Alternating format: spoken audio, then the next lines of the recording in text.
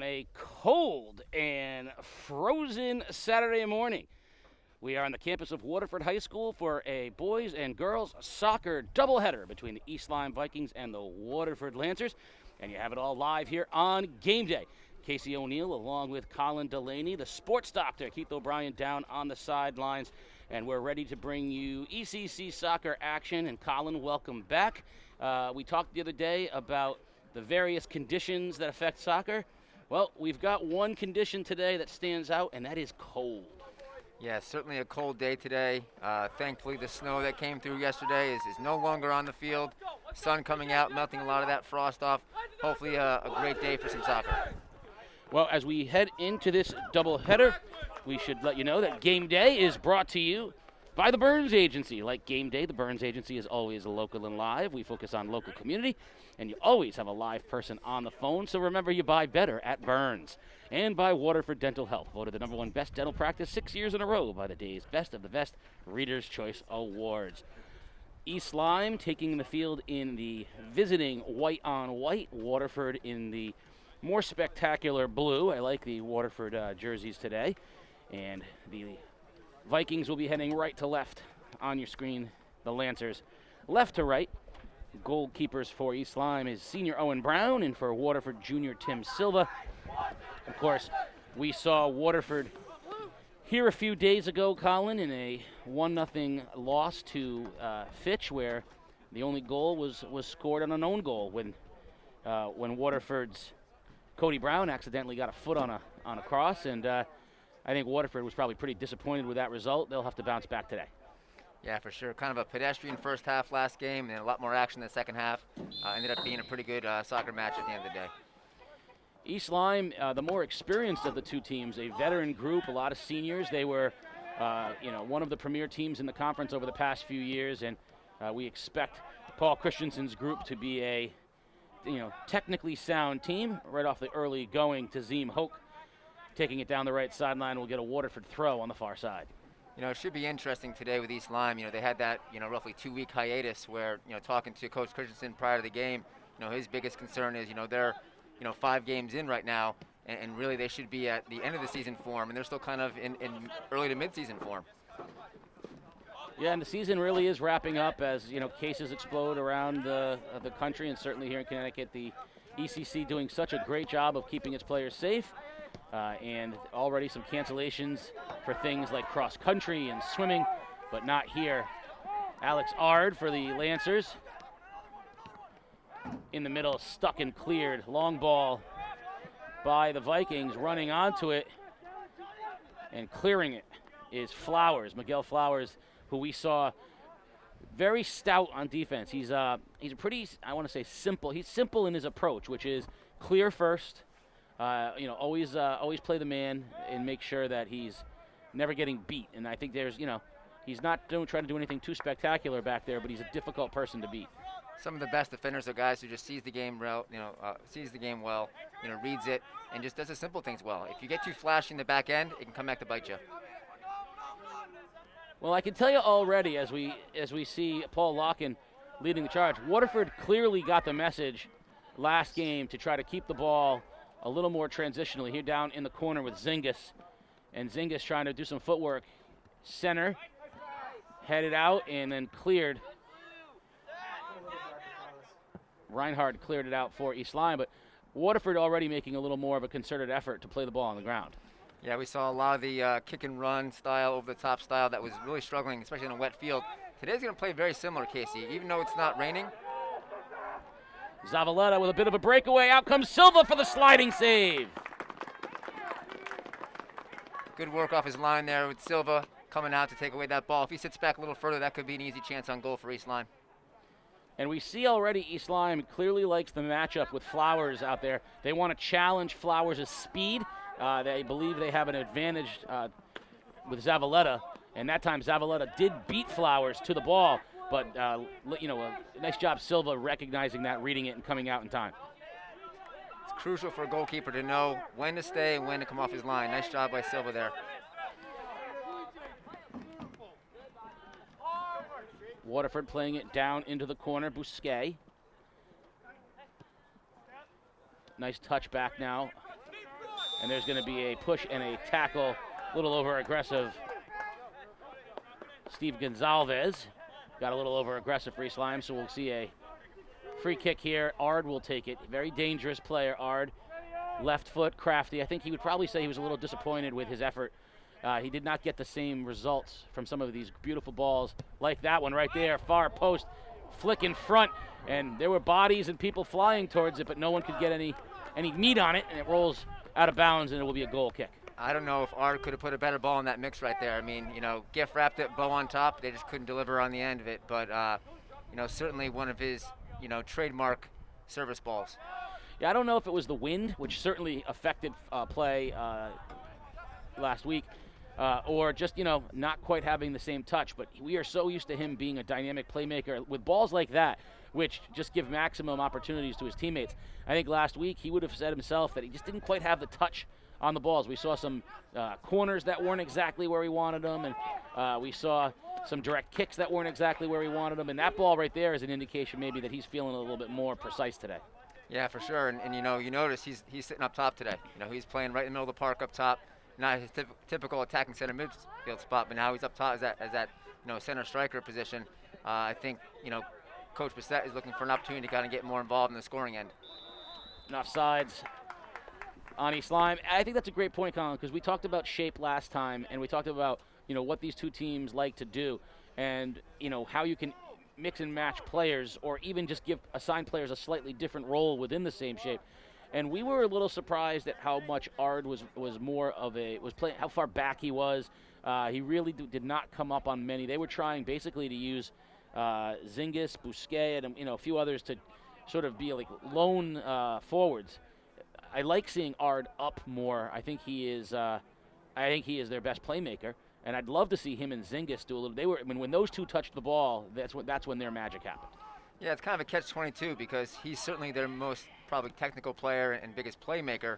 So when you put him up top in that center forward position and you bring Busquets back, you lose a little bit of Busquets' speed, but you gain some of Ard's technical ability to try to finish up top. So it's kind of a catch-22, a little bit of a double-edged sword there, but certainly I think it's a good move by Coach Bissett to try to get him more involved in that attack. And one thing, too, that both teams fighting injuries, and Waterford very early in that game last week had Searle got nicked up right away. There were a couple players who got banged up, and I think that that changes how you do things in the early going of a game when your players are already nicked up. Nice run on the outside, showing some speed and a nice job. A little late tackle made by the Lancers. It'll be a throw-in on the far side. Gibbs did a nice job coming up and taking on Zavaleta.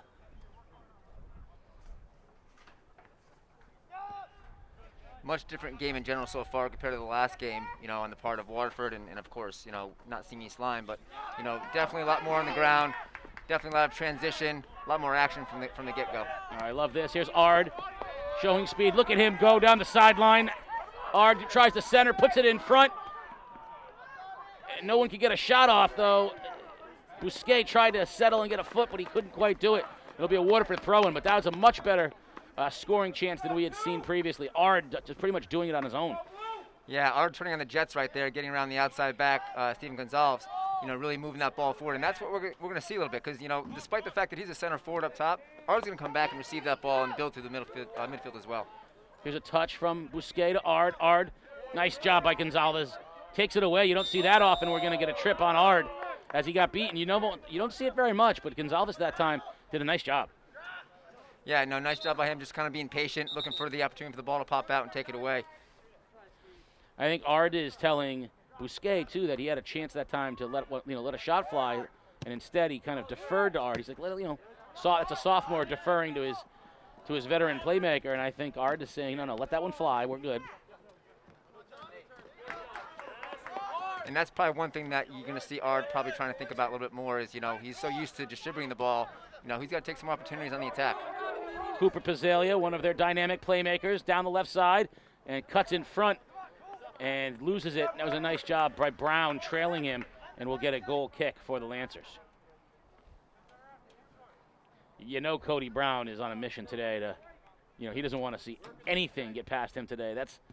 I know you said it's like a relief pitcher. You got to have a short memory, but 1-0 loss and on an own goal is the kind of thing that'll keep you up at night.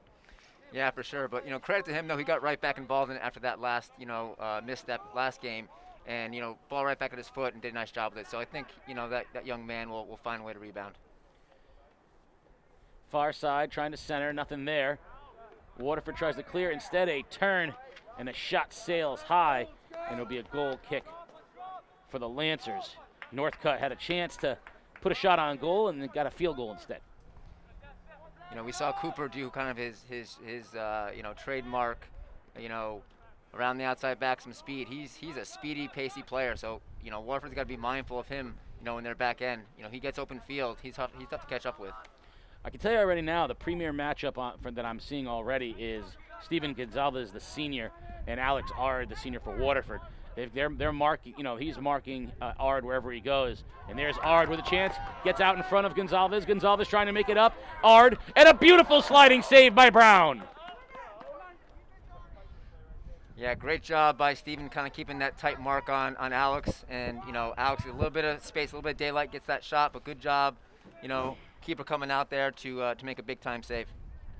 I found that one of the hardest plays as a keeper is when you're coming out to slide and you got your own teammate and another player coming right at you, where you don't want to slide and make contact with your own teammate, but if you don't get down in the right angle, then that offensive player just has that nice little pop right over the top of you. And I thought that was a really nice job by Brown, taking the angle so that he used his teammate Gonzalez as a shield and kind of cut off the entirety of Ard's opportunity. Yeah, you definitely need to know the angles from a goalkeeper standpoint, where you are on your line, where's your near post, where's your far post, and most importantly, who's defending that attacking player. Waterford already much more patient here in the early going, getting balls down, and that one sails a little too long. We'll have a goal kick coming the other way for East Lyme. You mentioned that premier matchup between Gonzalez and Ard. Interestingly enough, last couple of years they played in the same club team, so they're very familiar with each other. From that standpoint, I think Ard has a little bit of an edge from a speed standpoint and maybe technical ability. But as a defender, if you're patient enough and you see that player and slow that person down, it'll create some good opportunities for the rest of your team around you to help that defensive end. And I love when players know each other as really well too. Then the chess match happens. So you mentioned Pazzalia, who's a classic dump it down, run on because of his speed. Well, I'm a defender.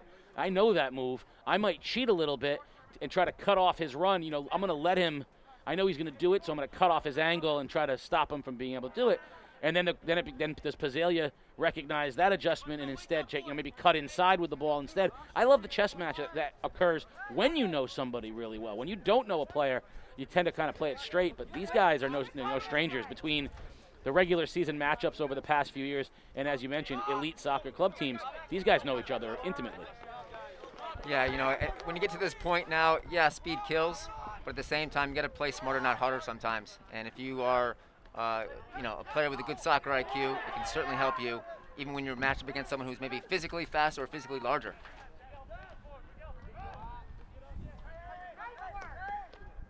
Lancers really controlling the action for the most part.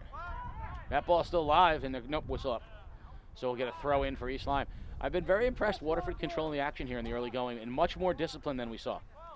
When we talk about, even when you win, you can still learn from it, right? And it wasn't a great game. Talking to Coach Wolf right after the last game, he was saying it was ugly, but we'll take it. And sometimes you do that, but you learn from those situations. And I think Waterford, despite the fact that they had a tough loss in that 1-0 situation, they learned a lot from it. They're playing the ball on the floor, a lot of balls east to west, kind of building it, and once again, holding a lion's share of possession. There's a nice ball, Pazzalia. Brown running on with him. Pazzalia and Brown with each other on the outside. Pazzalia moves inside. Center ball, weak side, shot, and just wide. An opportunity lost there for the Vikings. That was a good look. Nice job, Pazzalia. Put it out wide, and they just could not finish. If I'm in the back four of Waterford right there, I am, very thankful that player didn't finish that because he was completely unmarked on that weak side. That ball played to his foot inside the 18. That can't happen. Yeah, Tazim Hoke was sitting there on the weak side, unmarked. With a chance, and it was a good shot, just wide. And that's where the ball needs to be, though, because, if you're going to miss wide, because you're going to probably get a ball off the post or a second chance opportunity on a deflection from the keeper. You got to be careful going near post. That near post should be covered by the keeper anyway, so good ball by him, just a little bit wide. Far side, out it goes. Chasing on it is our guy, Goose. game day favorite, puts it on goal, one hop, and Silva's there to clear it for the Lancers. You are a big fan of Goose. I am. Anytime that you have a nickname, and I know that Sujesh Kumbrel, they call him Goose, and I'm happy that they do. And I'm the first person to call him that. Sports Doctor on the sidelines with Coach Bissett. Coach, good hands there, by the way. 14 minutes into the game, you're happy with the energy your team has brought early? Yeah, I think generally, these kids were able to get in behind a little bit today. But we're bringing some intensity that we didn't have in the last game, and we're moving the ball better as well. Right. Probably some better play in the box, get some more scoring opportunities for yourselves. Yeah, I mean, we had a couple early. We just got to keep pushing. I like the way that we're moving the ball side to side today. So we'll keep plugging away. Talk about Coach. Case. Absolutely, Sports Doctor. Thank you, Coach Bissett, for watching the analysis of the previous game day broadcast that Colin brought. Moving it side to side. That's we don't bring in the best coaches and the best analysts for nothing. I mean, you gotta go to school. Ard trying to play a nice through ball, and it goes wide of Bousquet. Now Zingis will have it on the far end. Nico Zingis, always dangerous with his feet, now comes to the middle, chips, and no one home. Little misread there, and East Lyme will clear, and Gonzalez punches it out to Pizzalia, but a nice step in, and Bousquet has it here, moving up about 30 yards out, making a move, looking for his man, punches it to the outside, shot, and just wide. Zingis, weak side, left foot, just missed it far post.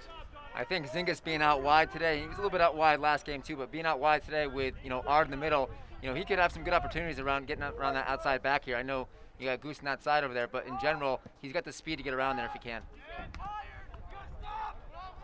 Bousquet tries to push it ahead, and it's picked off and now settled nicely by Locken. East Lyme will continue to try to clear. Waterford doing a great job keeping the ball in the Viking zone.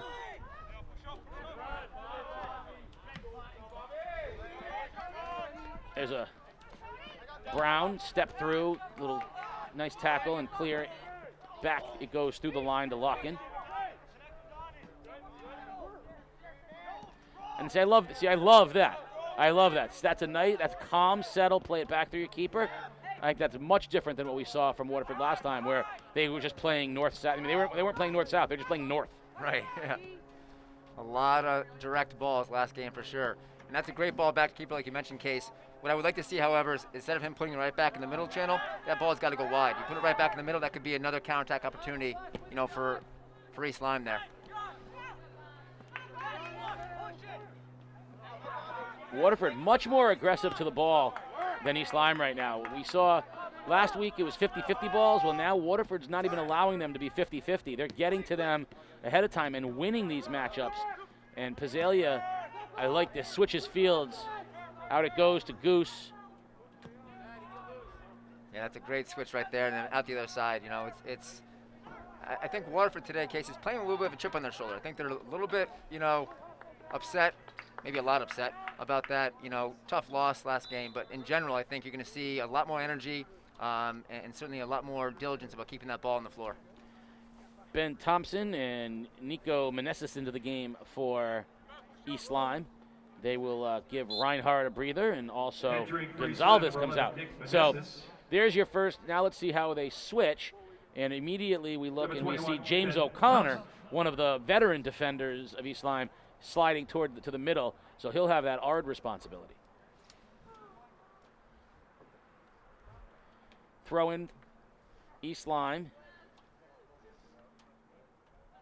And Waterford.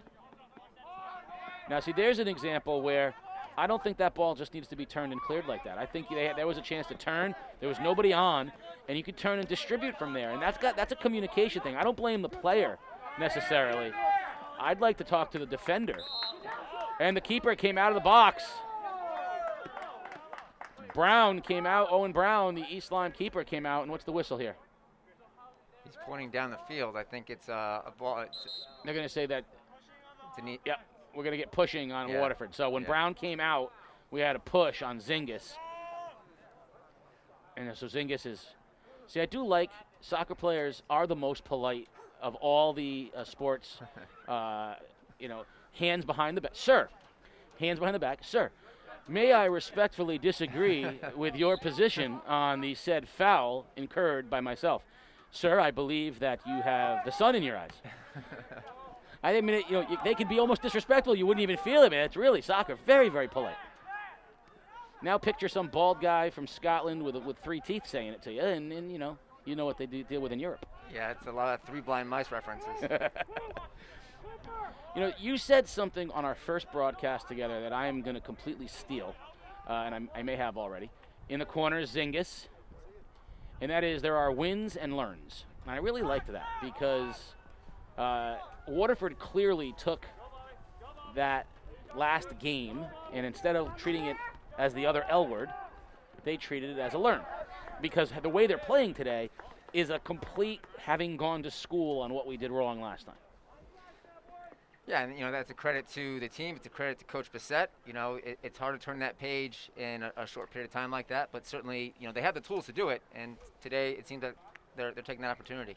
Hoke will take the corner kick for East Lyme, far side, right-footed kicker. A lot of Vikings in the offensive pattern. Low line drive, flick, shot, and just wide. A great look. Goose had a chance, but negative Ghost Rider, the pattern was full. Yeah, just missed that top upper 90 with a curl. Great Top Gun reference. Love it. Thank you very much. If I can't do that, really, what can I do? Sports Doctor down on the sideline with Coach Christensen. Coach, that was your best scoring opportunity of the game. Do you like the way your team's turning it up a little bit now? Yeah, we're starting to wake up a little bit. I think a 10 in the morning start and a cold morning took a little while to warm up, but I think we're good where we are right now. Right now, try to limit turnovers, maintain possessions, probably lead to good things. Yes, yeah, and then, take advantage of our speed too up top. I mean, hopefully we can get that a little bit more involved, and good things will happen. All right, Coach, thank you. Case? Sports Doctor, no stranger. Speaking of speed, we have the need for speed. That's what he tells. That's what Coach, and I'm wondering if Goose says it. Do you think Goose says that when he's out on the field? Coach Christensen says they need to rely on their speed? This is going to be a Top Gun themed broadcast. Yeah, I feel like coming with you, Casey. I'll tell you another thing, too. Is it cold for us old-timers? But these kids, Colin, they should be fired up out there. Oh, absolutely. It's never too cold for a 16-year-old kid, 17-year-old kid, is it? No, I actually remember playing for Coach Christensen, dating myself and probably dating, Wally as well. State semifinals my senior year. We're playing out in Western Connecticut with snow on the ground. They had to shovel the lines so we can see the lines. We played Farmington. Tough overtime loss, but I remember the cold vividly. But tell you what, though, being young, you deal with it and you play. You don't actually get cold till the game's over. Right. Casey, in that game, too, Tony Franklin came in and kicked the game winner. Just look it up if you don't know what I'm talking about at home. So I'm older than Colin. Colin's a spry young, he's the young lion in this conversation. I am definitely the old lion. And I can remember very, very well in 1988, Sports Doctor, at Killingly High School, we had a game where it had snowed the entire day before. Same idea. They had to shovel the lines. But at game time, it was 28 degrees at game time. So we were playing on like crunchy, on crunchy turf.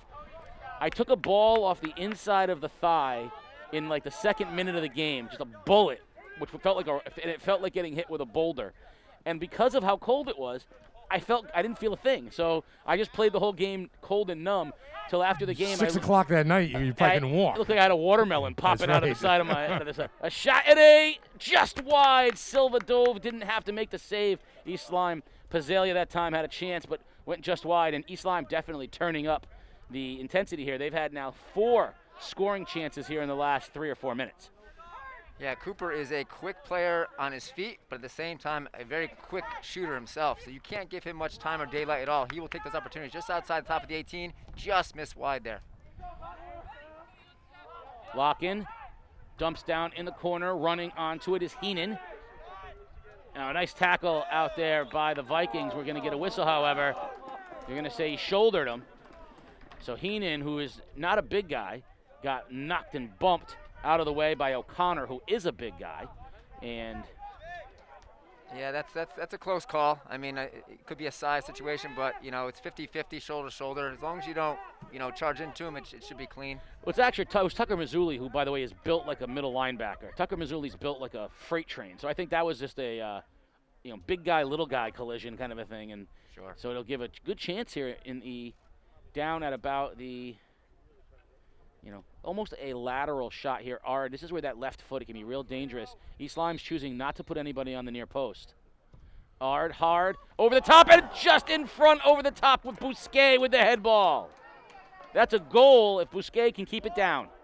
Those balls get on you quick, Casey. I mean, great ball by Arden there across the box. Bousquet just gets in front of it, just couldn't get it down fast enough. That's a ball you really have to head down into the turf in order to put that ball in the frame. That's right. That's, again, knowing angles, right? You have to get above the ball and create the downward angle. Otherwise, you just have to know that ball is going to sail up, especially when you're his height. So you're coming from lower, the ball goes up off your head, it's going to go straight up in the air, which is what he fell victim to. But what I do like is that was an aggressive head ball. That was not one of those pop-ups. He went after it and tried to put it home. On those right there, though, Case, you don't need to put much behind it. All the power is already in the ball itself. That's more of a redirection on his end. But like you said, it's more of a game of angles at that point. Waterford with much better offensive consciousness in this game. They are much more aware of each other, very much talking to each other. There have been last game, it felt like there was maybe a dozen times where players didn't go to the place the guy thought they were going to go to. Not today. Everyone seems to have a much better feel for each other. And East Lyme starting to get back into it. High ball.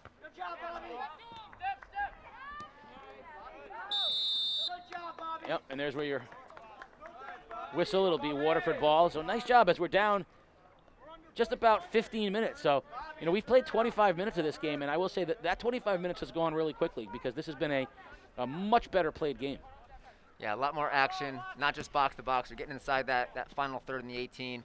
You're really seeing good opportunities from both teams here. A lot of pace, a lot of good movement with the ball on the floor. Definitely a much better brand of soccer.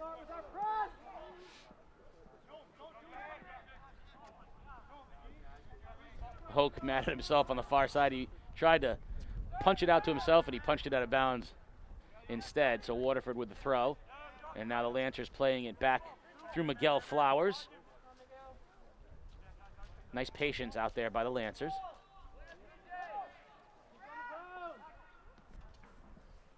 See, and that's that situation where they need to kind of reset. They're kind of blocked by 2 or 3 Viking players. That's got to be played negative or across to switch the opportunity of attack. You can't try to force yourself through a wall.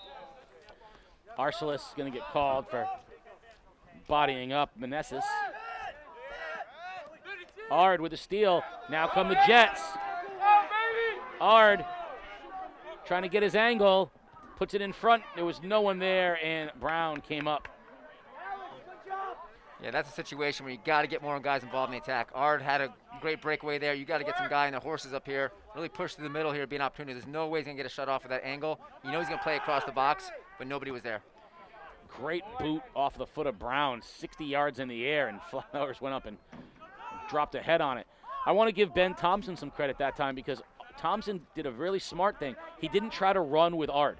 He ran to the spot where he knew Ard was going to have to go to, and I think that's a very smart play. If he had just tried to run step for step with Ard, you get beat on that angle and Ard can get a shot off. Instead, he stayed a foot off of him, but he ran to the spot where Ard was trying to get to. That was well done. Yeah, you always teach attacking players their first touch should always be inside. So that way you can try to cut off the defender who's trailing. Any good defender worth his salt is going to take that inside route to avoid that inside step by the attacker. So you saw Ard, his first step was inside. That's what he's taught to do. Great job by him. But also great job by the East Lyme defender there to get around the inside to really cut off that angle. For Waterford, number 16.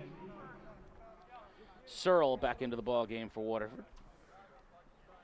And he'll give Palazzo a break. East Lyme far throw.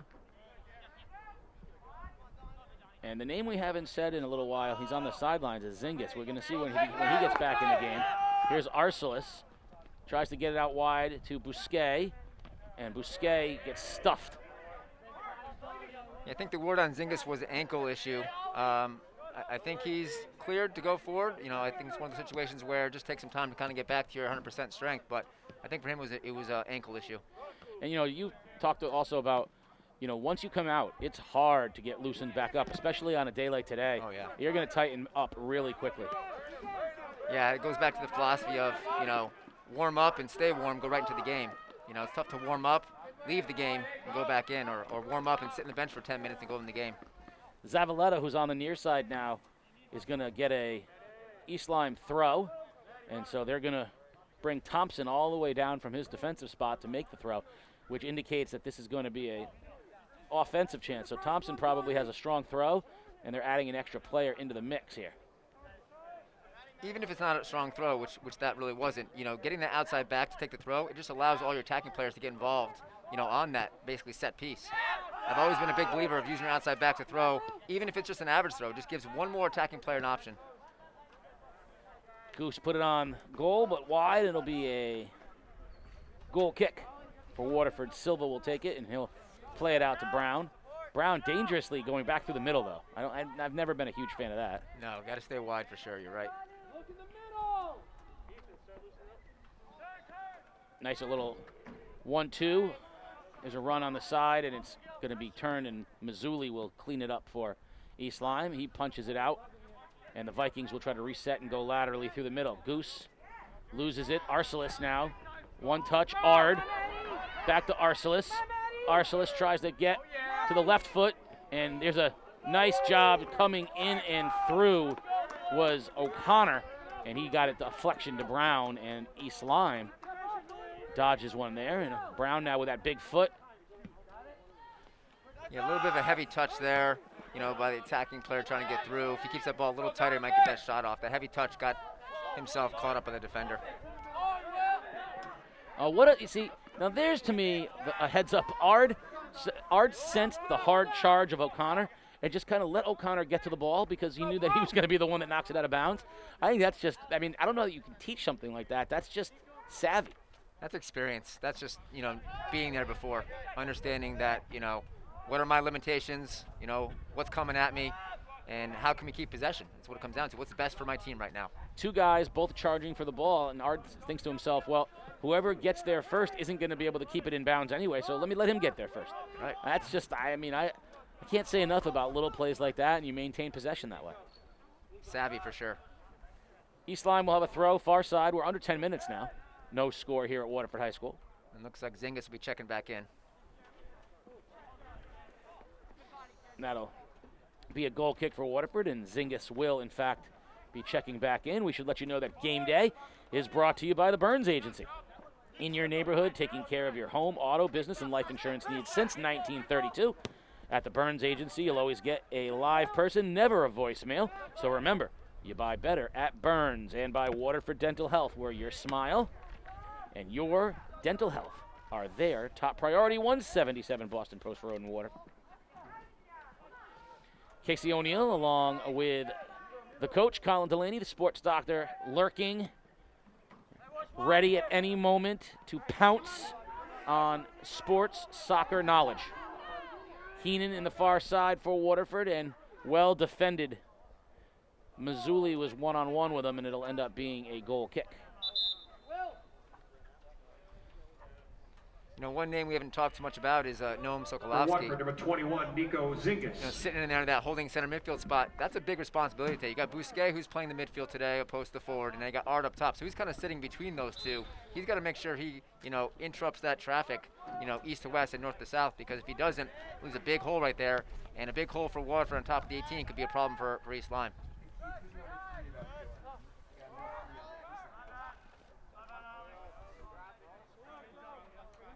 I think Coach Christensen said Ethan something. Ethan Moore, maybe? Ethan Hibbard. Ethan Hibbard is number 22 on the roster. Oh, that's a Hibbard. There he is, Ethan Hibbard. That's Josh Hibbard.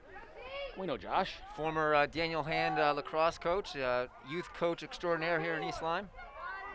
Oh, great job by Mazzulli boxing out Bousquet and not letting him get there. That's just a great job.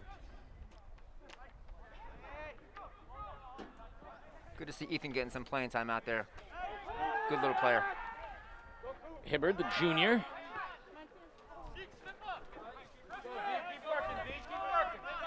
Kept in nicely by Locken. And, Gonzalez came up, and Locken kind of buried him. Check that. That's Meneses who came up and got drilled. So it'll be an East Lyme. And you mentioned Noam earlier. So here's his chance. Sokolowski will take the kick. Very intelligent player, good soccer IQ, sees the field well, hard worker.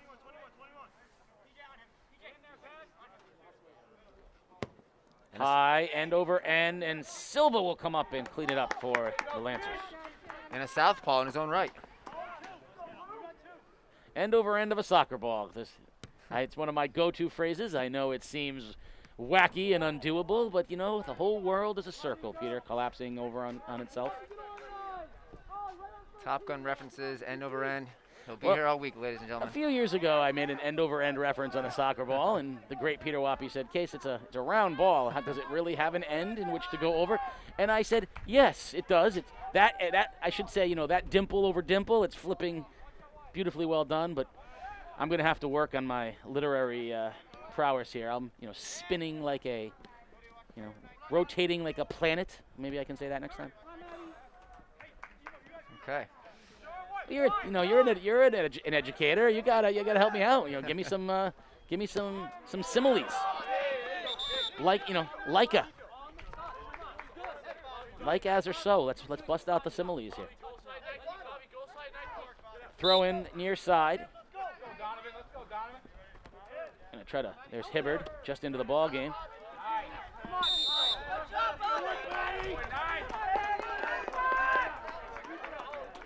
Arcelus did a nice job on the ball, and now Waterford will have a kick in the East Lyme side of things, but they'll send Searle up to take it. You can hear the sound that the ball makes, frozen. Ard with a shot. Couldn't get a lot on it, and Brown there to make the save for East Lyme. Yeah, Ard being a lefty there, I would like to have seen try to take the ball on his right foot. He kind of reached across his body and played to the outside of his left foot. If he maybe goes right, you might get a better chance on the frame, a little more power behind it, but good effort nonetheless.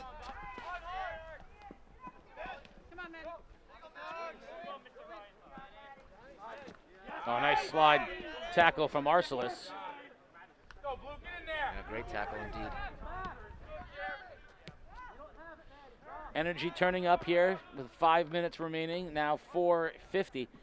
This is the sort of opportunity to sneak one in. We always like that those momentum builders. If you can get one here in the last 5 minutes, it's a crushing blow for your opponent.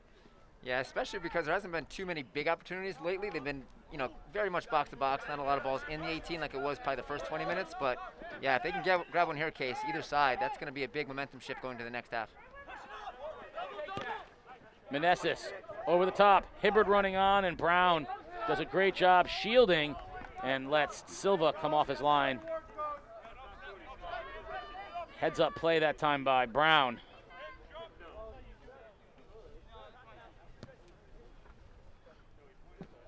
One thing we didn't see the Waterford forwards doing last game is really checking in to receive that ball from the top, and you're seeing a lot of that from Nico Zingis and from Alex Ard there, and even a little bit over here with Owen. So you're seeing a lot of that helping the attack, and that allows your midfield players to kind of overlap and get forward. It really gives you more numbers to attack. So, Sports Doctor, I have to ask you, what are your feelings about the soccer players wearing gloves while they're playing? I like it actually. I would have said it's a big deal. I would have. You don't find that to be similar to the the football guys. You want the exposure, show how tough you are and all that. Nah, listen, I like the gloves. They're a good touch out there. If you hit the turf, you got to protect yourself sliding. What about if they added a scarf? Would you be okay if they added a scarf? Listen, I got more clothes and more layers on right now. Yeah, but that's because you're on the other side of the hill. These guys are on their way up. Yeah, I've never been a big fan of the tights, so to speak. Mm-hmm. But the gloves, you see a lot of players out there with short sleeves and no tights and gloves. Gloves are those, extremities. It keeps the heat in, So sometimes an occasional hat or gloves kind of keeps your body warm. Casey, these kids are hustling out there too. I'm down here on the sidelines watching the action. It is pretty intense. Another nice ball from Sokolowski, and there was nobody home to put it home. Yeah, that was a great ball right inside the box there. A little too far out for the keeper to come and get it, which is a great situation. Players running towards their own goal. Just couldn't convert. Spinning delicately as a soccer ball should. Other way, Waterford now with Ard. End over end. Dimple over dimple. I think that's golf ball's case. I It don't know is. if there's any It really is. difference in soccer ball. It is, but I got to try to come Panel, up with panel over panel, maybe? panel over panel. There we go. The coach has said it. Panel over panel. I approve. All right, so that's what I got the seal of approval from Peter. So as of now, panel over panel. Oh yes, now you can't unsee it. Now every time the ball spins, you're seeing it. Panel over panel. All right, we just coined a phrase here on game day. Thank you to the coach, Colin Delaney. Do you hear any of the European broadcasters saying panel over panel? But no. But if they're listening today, they might coin it. That's what I'm saying. Okay, if you're out there listening, you can take it. Copyright pending. Ard with the left foot. It just clicked off, but that should be a corner. Deflection, That and it should will be be. a handball right there in front of the net. That's what Ard wanted, but I think they're going to say just a deflection, so they'll get the corner on the far side.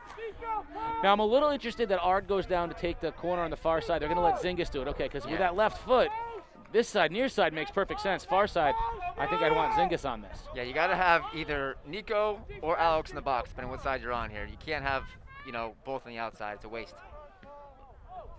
That ball is deflected off of Sokolovsky, so it'll be another corner.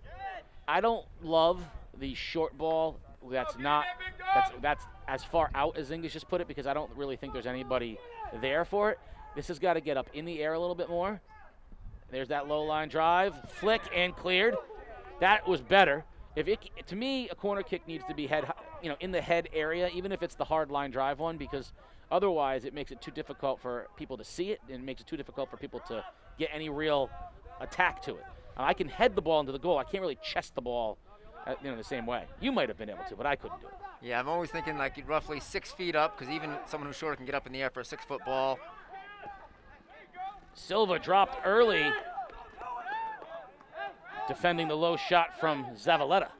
But I would like to see more pace on it. You got to put a little more pizzazz behind it. Otherwise, it takes a lot more effort to put the ball in the frame. So Through there on the shot would have been all right. So I just want to say that now we have had multiple coaches use the word pizzazz as we hit the halftime buzzer here at Waterford High School. Mike Ellis always says he wants his players to play with pizzazz. Colin Delaney says that corner kick needed to be struck with a little bit more pizzazz. I love it. We're at halftime here. No score at Waterford High School. The East Lyme Vikings and the Waterford Lancers. Game day is brought to you by the Burns Agency. In your neighborhood, taking care of your home, auto, business, and life insurance needs since 1932. At the Burns Agency, you'll never get a voicemail, always a live person, and remember, you buy better at Burns. And by Waterford Dental Health, where our entire team is dedicated to providing you with the personalized, convenient, and affordable dental care you and your family deserve. So, no score here on a much more competitive and skilled first half. East Lyme, some early chances. Waterford, I think, with perhaps the more direct chances, and both teams coming up empty here at halftime. So, Colin, what is it that you thought you saw there in the first half? It was pretty evenly, pretty even matchup, from the first whistle on. I would say that Waterford probably the lion's share of the possession the first probably 20 minutes or so, but then we saw East Lyme kind of wake up a bit, as Coach Christensen mentioned, the sideline, and kind of get more involved. We saw, Cooper Pizzaga get a couple good shots on the frame. Really, I think it's pretty even across the board. I do like the change that Waterford made with Ard up top, dropping Bousquet to the middle, and keeping Zingis out wide. I think that's adding an additional dimension to their play they haven't seen this season. And certainly, having, Cooper speed up top for East Lyme and kind of moving the ball around as much as they have, I think lends itself to them. So it's going to be interesting to see what changes they make going into the next half. We're seeing more of Bousquet than we saw previously. He's been more involved than he was, and I think that's just a function, like you said, of where he is on the field. But it's also, I think, we've seen Ard with the ball in the attacking third far more than we saw. And last time, it seemed like every time he had a touch, he was right at midfield. He was a true midfielder because he was literally in the middle of the field every time we saw him touch it. And while he did good things with it, it fizzled. Now, when Ard gets the ball, he's in the attacking third, and now so his either able to get a shot or his first touch goes into a scoring chance. So I like Waterford putting him in the attacking third a lot. Well, I think the dimension you see now with him in that position is you're taking a midfield mind, playmaker mind, putting him in the attacking third. So he's going to look for opportunities to score, and it might be at his foot or someone else's foot. Whereas your, textbook goal scorer is looking nose to goal. I'm going to fire away and maybe find someone as a second or third option. But he's looking at all the options he has in front of him and then finding the best one to distribute or to shoot. And so, as we move into the second half, East Lyme has to be, I don't want to say disappointed, but they really, for the first third of the first half, didn't have much.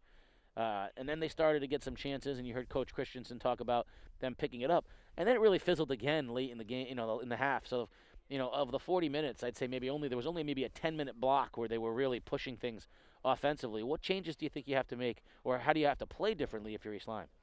I think really in general it was just their lack of energy. You're looking at a team that is playing their 6th game of the season. Here it is, October 31st. You should be finishing your 16th game of the season, and they're only 6 games in, opposed to, Waterford being at their 10th game, which is still on the low end, but still. I think having that 2-week layoff, it's a lack of training, it's a lack of playing matches, and I just think it just needs to come with more practice and time, and we saw that at about the 20-minute mark, them kind of turning things up. I don't see them changing their shape. I would like to see them get one more guy involved in the attack. They're kind of playing that 4-4-2 right now, which is fine. But can you get maybe your outside backs to push forward to really launch those outside midfielders into that final third to join, the likes of Cooper up top?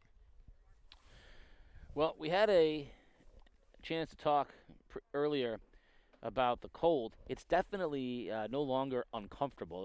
It was a little uncomfortably cold when we first got here, but it is warming up now. Beautiful sun on the field. And the difference between last time, the wind is definitely calmer. So from a conditions standpoint, anything that the players or the coaches are, what are they aware of from a condition standpoint? To be honest with you, this is my favorite weather as a player to play in, because you can run for days. You talk about these marathoners who dread when it gets in 70-degree range because they just can't handle it. The likes of your wife, for example, this ultra marathoner in her own right.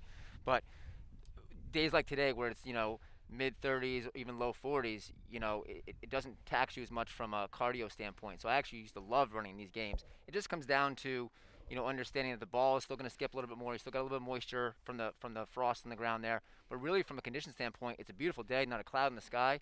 It really shouldn't affect much in the second half. Yeah, you're right about this is the ideal running weather, right? So you get a little bit too cold, and then you get the crispness in the lungs. They don't like the runner. The runners don't like that. You get a little too warm, and then it becomes, it's funny. You want to see an overreaction. Give a 65-degree day to a runner, and you'd think that they were dropped on the equator. They'll go, oh, it's so hot today. I'm like, at 65 degrees, it's beautiful. That's too hot. So you're right. These kind of days are great from an athletic standpoint because you're moving the whole time. How about for the guys who are a little bit nicked up and stuff right now, sitting here for 10 minutes in the half? What do you need to do to get yourself back, motivated and moving again? Well, one of the things that we didn't have, to my knowledge, back when we were playing was foam rollers. And you see a lot of those popping up nowadays. Those actually help activate your muscles and get the body moving. So, when I was coaching with Montville in club ball, we'd buy, a foam roller for every player. So before training sessions, after training sessions, before matches and so on, just kind of activating the muscles. So if you're a player who's sitting on the sidelines, it's a combination of some dynamic stretches, some high knees, some butt kicks, some, karaoke on the side, some cone work or ladder work, and then hitting that foam roller to kind of get your body, loosened up the best you can. Because you really can't match, a game scenario on the sideline getting loose, but you got to get your body up and loose on the sideline. And if you're nicked up, you got to focus on those areas because nothing hurts more than getting, contact to those tough areas, whether it's a knee or an ankle or something like that. When it's cold outside, it kind of, really kind of makes that pain, a little bit more intense. Sports doctor, you know about intense pain. What are you hearing from the two coaches? Sports doctor, what are you hearing from the coaches? Casey, Coach, couple of things real quick on the East Lyme side. Coach Christensen was concerned about a sluggish start, but he says, are we awake? Are we ready to go? So, pressure on their keeper. They want the Waterford keeper not to play short. Coach, you can decipher that for me. And they need to open things up on the outside and take advantage of their speed. That's what East Lyme is looking to do in the second half. As far as Waterford goes, very happy over there. Nice Searle was over there leading the kids before the coach got over there, talked to the kids. Coach is happy with they need to create more scoring chances and not be afraid to shoot and play confident. So message on one half is, let's play with speed, and the other side is let's take some chances. And coach, that's what the game's all about, right? Letting the shots rip and taking a few chances up there if you're Waterford. But I think both teams are happy where they're at. The first goal coming out to shoot here in the second half may be a big, big difference maker in the game. Yeah, for sure. This is a game where really it's kind of leveled off in terms of momentum. And whoever takes that first goal in this next half could really get some good wind in their sails and put maybe 2 or 3 more back in, because they both had some good chances. And like you mentioned before, Doctor, it's really important to take those opportunities, because in soccer, and not like most sports, it's really low percentage. You might take 10 shots and get 1 goal. So they got to really kind of pepper these keepers in this next half. Sports Doctor, when you talked about what that Owen Searle was leading the charge down there, so he's one of their 2 captains. What's he doing down there talking to his teammates? Well, he's gathering information is what he's doing. First of all, he says we're playing a great brand of soccer, very clean with a lot of touches. We're playing with enthusiasm. He just said we got to put one in the net. So it's a collection of all the kids giving him information. And then the first thing that happened when Coach Bissett goes over there, he says, okay, what do we got? And instead of 16 kids talking, 1 kid talked. So it's basically communication between the coach and his captain. So I thought it was a very, very effective way to run a halftime. I was very impressed. Casey, you go into a huddle and 16 kids raise their hands, but they had the chance to do that for 4 minutes. So once they gather the information, then it goes to the coach. I like that very much. I mean, that's showing an incredible amount of confidence as a coach in your captain, which I would suggest. Why would you have a captain if you couldn't rely on them? And Colin, you've had, like you've said, you've had some pretty amazing and mature captains of the teams that you've been a coach of. How much responsibility did you lay into the laps of your captains? I think it depends on the captain, to be honest. Some captains lead by example, some lead, vocally. I think it depends on the soccer IQ, to be honest. And I think if you're looking at a player like, an Ard who really has that good soccer IQ, or some other players, I think you kind of use them as a second coach on the field, because once again, in soccer, you can't call those timeouts. It really depends on what kind of change they can make on the fly.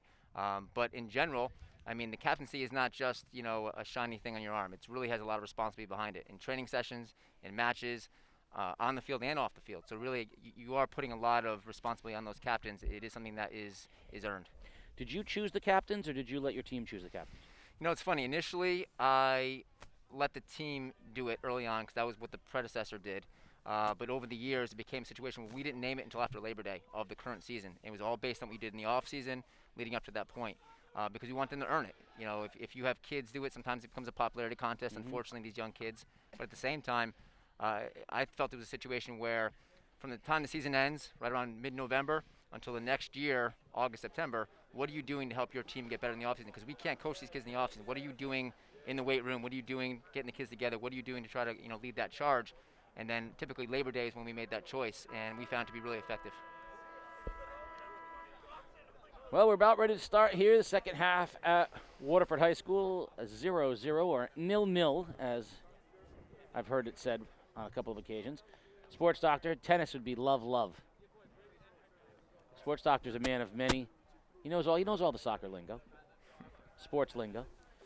What I want to know most of all is who's going to score the first goal. Sports Doctor, I'm going to put you on the spot. First goal goes to who? All right. So Sports Doctor's on record. First goal prediction, 7 minutes in. Peter Wappy, you want to take a crack at this? I think after that halftime talk, Waterford's going to come out with a stronger shot from the middle. All right. So the Sports Doctor, which, by the way, you never can go wrong betting against the Sports Doctor. That's mostly why I just said that. Yeah. Sports Doctor says East Lyme. Peter Wappy says Waterford. Colin, if you had to go on record, who do you think? Well, on the hook for me for Waterford football from last year, so we won't bring that up. I don't remember there being any football. Colin, who do you think here? Who, if you had to make a guess here, first goal comes to who? I think, to be honest, even though being an East Lyme alum and a former, pupil of Wally Christensen, I actually probably have to go with Waterford here, which might seem sacrilegious, but looking at just what they've done this first half, if they continue that in the next half, I think they have the better shot at it. But I think East Lyme, with the wild card of Cooper Pizzagli up top, is always something to be mindful of. That's okay, guys, because I'm used to being a man on an island on game day. I haven't weighed in yet. Okay, all right. It's 2020. It's Halloween. there's a full moon, and I'm going to agree with the sports doctor. The sports doctor and I are on the same page. I think the Vikings are going to get the first goal here. I think it comes quick, though. I think it comes within the first 7 or 8 minutes. Vikings now going left to right, and Waterford right to left in the blues, and Waterford will settle it. I will go on record, however, that I don't think the first goal necessarily wins it. I think it's a situation where East Lyme really has poured it on that last 20 minutes of that first half. They seem to have the energy right from the second whistle here. So I don't think one goal wins it, at this point. I think it could be a situation where it could be a 2-1, win on either side of the ball. Well, I don't want to put this out in the universe, but we at Game Day have not broadcast a penalty kick game yet. So there's a chance right on the beginning, early in front, and it'll roll off, and East Lyme will lose it out of bounds, and it'll be a Waterford throw. So we have not yet had a game on Game Day that has gone to a penalty kick, so that would be fun. Just saying.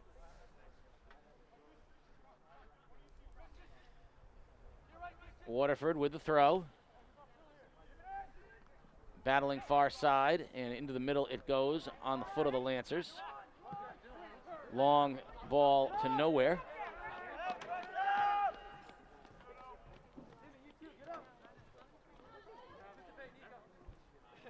Brown will corral it for East Lyme. Brown with the big foot on the punt. Crosses midfield to the 40. Flowers puts a head on it for Waterford, and out of the pack come the Lancers.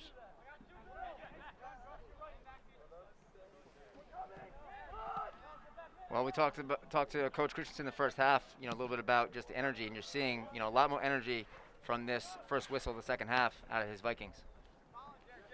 Throw in. They're going to play it back. Sokolowski now. All the way back to Mazzulli. Mazzulli will look to switch fields and instead goes to the middle.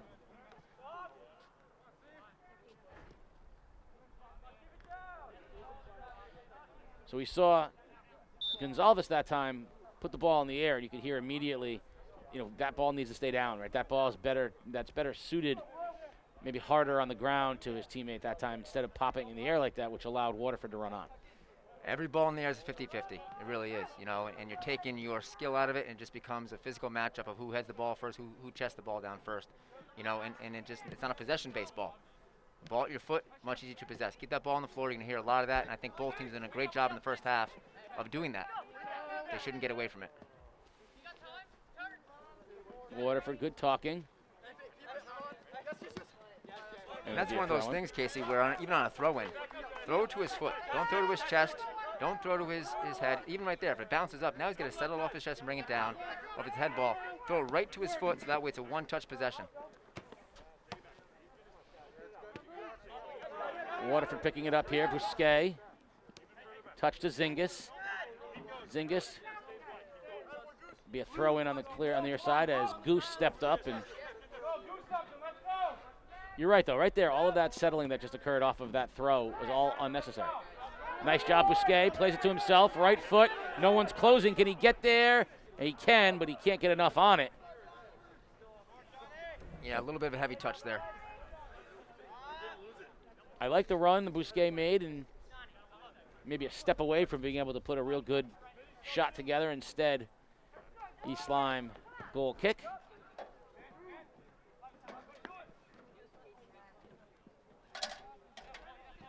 Beginning to see Waterford turn on a little bit here. Push the ball into the East Lyme end. You're going to get a whistle on the far side. It'll be an East Lyme direct kick. Or, yes, it will be a kick for East Lyme. Yeah, fair warning to a player there. You want to keep the game clean. It's going really well so far. You don't want it to get, too chippy here, especially in the early goings of the second half. Waterford plays it out of bounds, and so now East Lyme moving up the far sideline, about to enter the attacking third. If they instead play it back through the mid. And there's the ball that was probably not as dangerous as it appeared. Silva fumbled it a little bit, but really not much of a threat. I think if you're Coach Christensen, you want Steven to make that ball, played across the field. He dumping it into a back line where there wasn't really one East Lyme player in the vicinity. It's kind of a wasted opportunity on the attack. Move that ball across your middle. Use Noam Sokolowski. You're holding center mid there. Can we find a way to get out to the other side to Norbrew on this side over here. I'm not sorry, not Norbrew, to Ziemhoek on this side over here. So we're trying to make, good opportunities come from our possession, and that just kind of is more of a dump and run. Ard, left foot, rips a shot, and scores! Alex Ard with the left foot, goal number 1 to the Lancers with 34:50 here in half number 2. The breakthrough they needed. Very well struck on his left foot, his strong foot, top of the 18. Can't leave him alone. Wait for the signal. Wait. Settled and ripped and 1-0.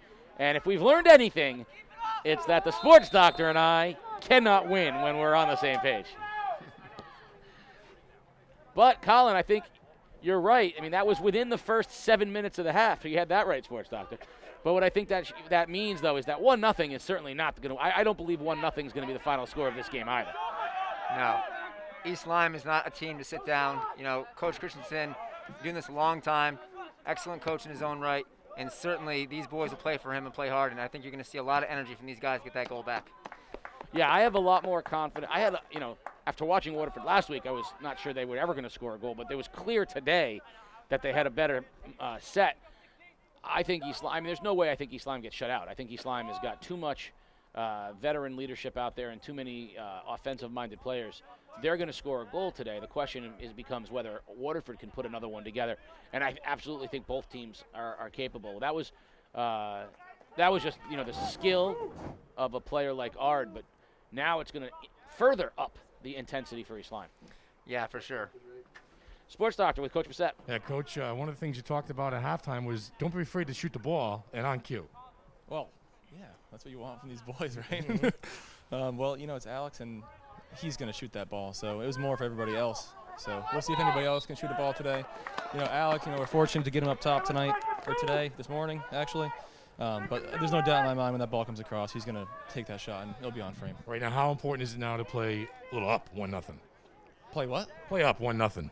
Oh, well, I swear, man, there's no easy game in this league, so we're just going to keep doing our thing. We're not going to change anything that we're going to do. So we're just going to go for the next one and the next one. So All right, good luck, Coach. Thank you. Well, Casey? Here's their chance for the next one right now, and that's why his eyes turned as Ard's going to take one just outside the 18, left foot, low ball in front, deflected and cleared out by Sokolovsky.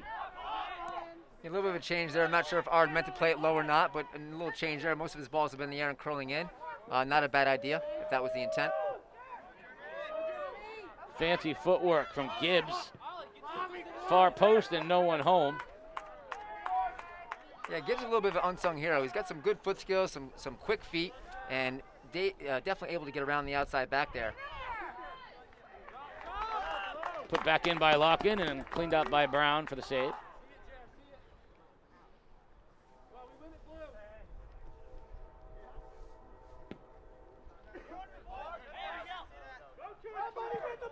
On the bounce, Flowers playing little head ball in the middle.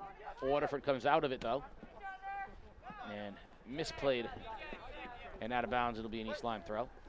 So I'm watching some of these players move here and distribute, and one of the things you can tell from a player who really delivers a good ball, they're looking before the ball even reaches their foot. So as one of their teammates plays to them, they're checking shoulders, they're looking down the field before the ball even reaches their foot. The players that tend to lose the ball are looking after they've received it. Now you have some anxiety, now you have a little bit more pressure on yourself, and you tend to lose that ball. So it's really important to check your shoulders and see the whole field before you move that ball. Nice job by Locken, keeping it in. Zingis waited on it a little bit, and they'll be rewarded with the throw.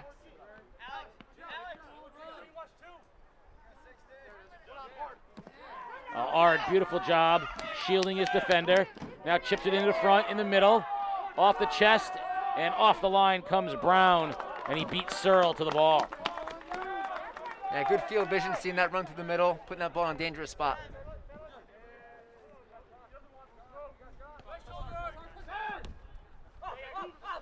Pizzalia plays back to the middle. Nice field switch that time from the Vikings. I like that very much. There's that whole side's available now.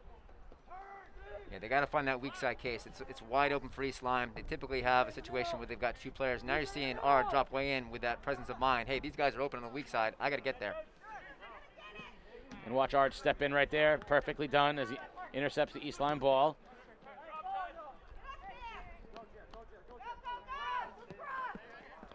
Gibbs, plenty of room on the outside. Wants Zingis. Zingis and Goose. Played back, Mazzulli. That's kind of a mishit into the middle. And allows Gibbs to step back through for Waterford. Again with Zingis. Goose, nice job stepping in and taking that ball away. A nice battle on the outside there. Zingis is, we'll call him a savvy player as well, because he tried to steal one right there when it was clearly off his foot. Going, no, blue ball, right? Blue ball, sir. Take the advantage that we can get them, you know. So Waterford in a much better spot for the throw. Here we are with under 30 minutes, and Gibbs will throw it in for about the 25-yard line. Yeah, I'm certainly not endorsing dishonesty, but sometimes, you know, the Jedi mind trick can help when you're working with some of these officials. I agree, and I don't believe it's dishonest. I believe it's gamesmanship. That's another fancy term for dishonesty. But it's no different than when you're playing second base and you slap the tag onto a stealing runner and you go, yeah, and you show the guy, I got him, and the umpire goes, sure you did, and you're like, oh, no, I didn't have him. It's cold out there, you guys. Like, he didn't necessarily feel that ball hit his foot. Right? That's a great point, Peter Wappy. Yeah. Great point. The feet are frozen. Like, I think you're free to share your opinion with the official, right? Absolutely. Yes. Again, hands behind the back, though. Sir, I do not believe that I made contact with the sphere. That was a blue ball. Sir, that's not the call you're looking for. Oh, we got a little bang in the solar plexus on the far side. That is a little too cold to be taking a shot to the gut, and it'll be an East Lyme ball on the far end. 1-0 Waterford here, 28-42 remaining in the ball game. I think one thing, and I feel like it's a broken record at times, that we need to see East Lyme do a little better job of is not just switching the field, Casey, but doing it quicker. You know, it's one thing to do kind of a slow switch across the back end, but to move it quickly across the middle is going to create those holes and pockets that you're going to need for the likes of, you know, Fazeli up top. Lancer kick from their end. Not the effective ball that Locken was hoping for. Nice job by Flowers to Bousquet. There's a difference there, Case. So we just saw an entry ball from East Lyme. That ball was in the air and handled easily by, you know, the center back, you know, number 20, Miguel Flowers. And then, you know, from a Waterford standpoint, the ball's in the ground. Easily delivered to their forwards. They can build off that. You got to have an entry ball on the floor that we can handle and possess. Those balls in the air are going to be, you know, become 50-50 balls and very hard to build off of.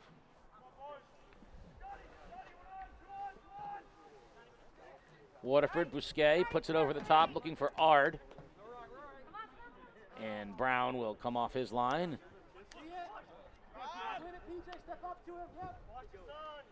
You know that Brown's going to be able to get this thing over midfield with the foot, and he bangs it all the way down to the 45-yard line.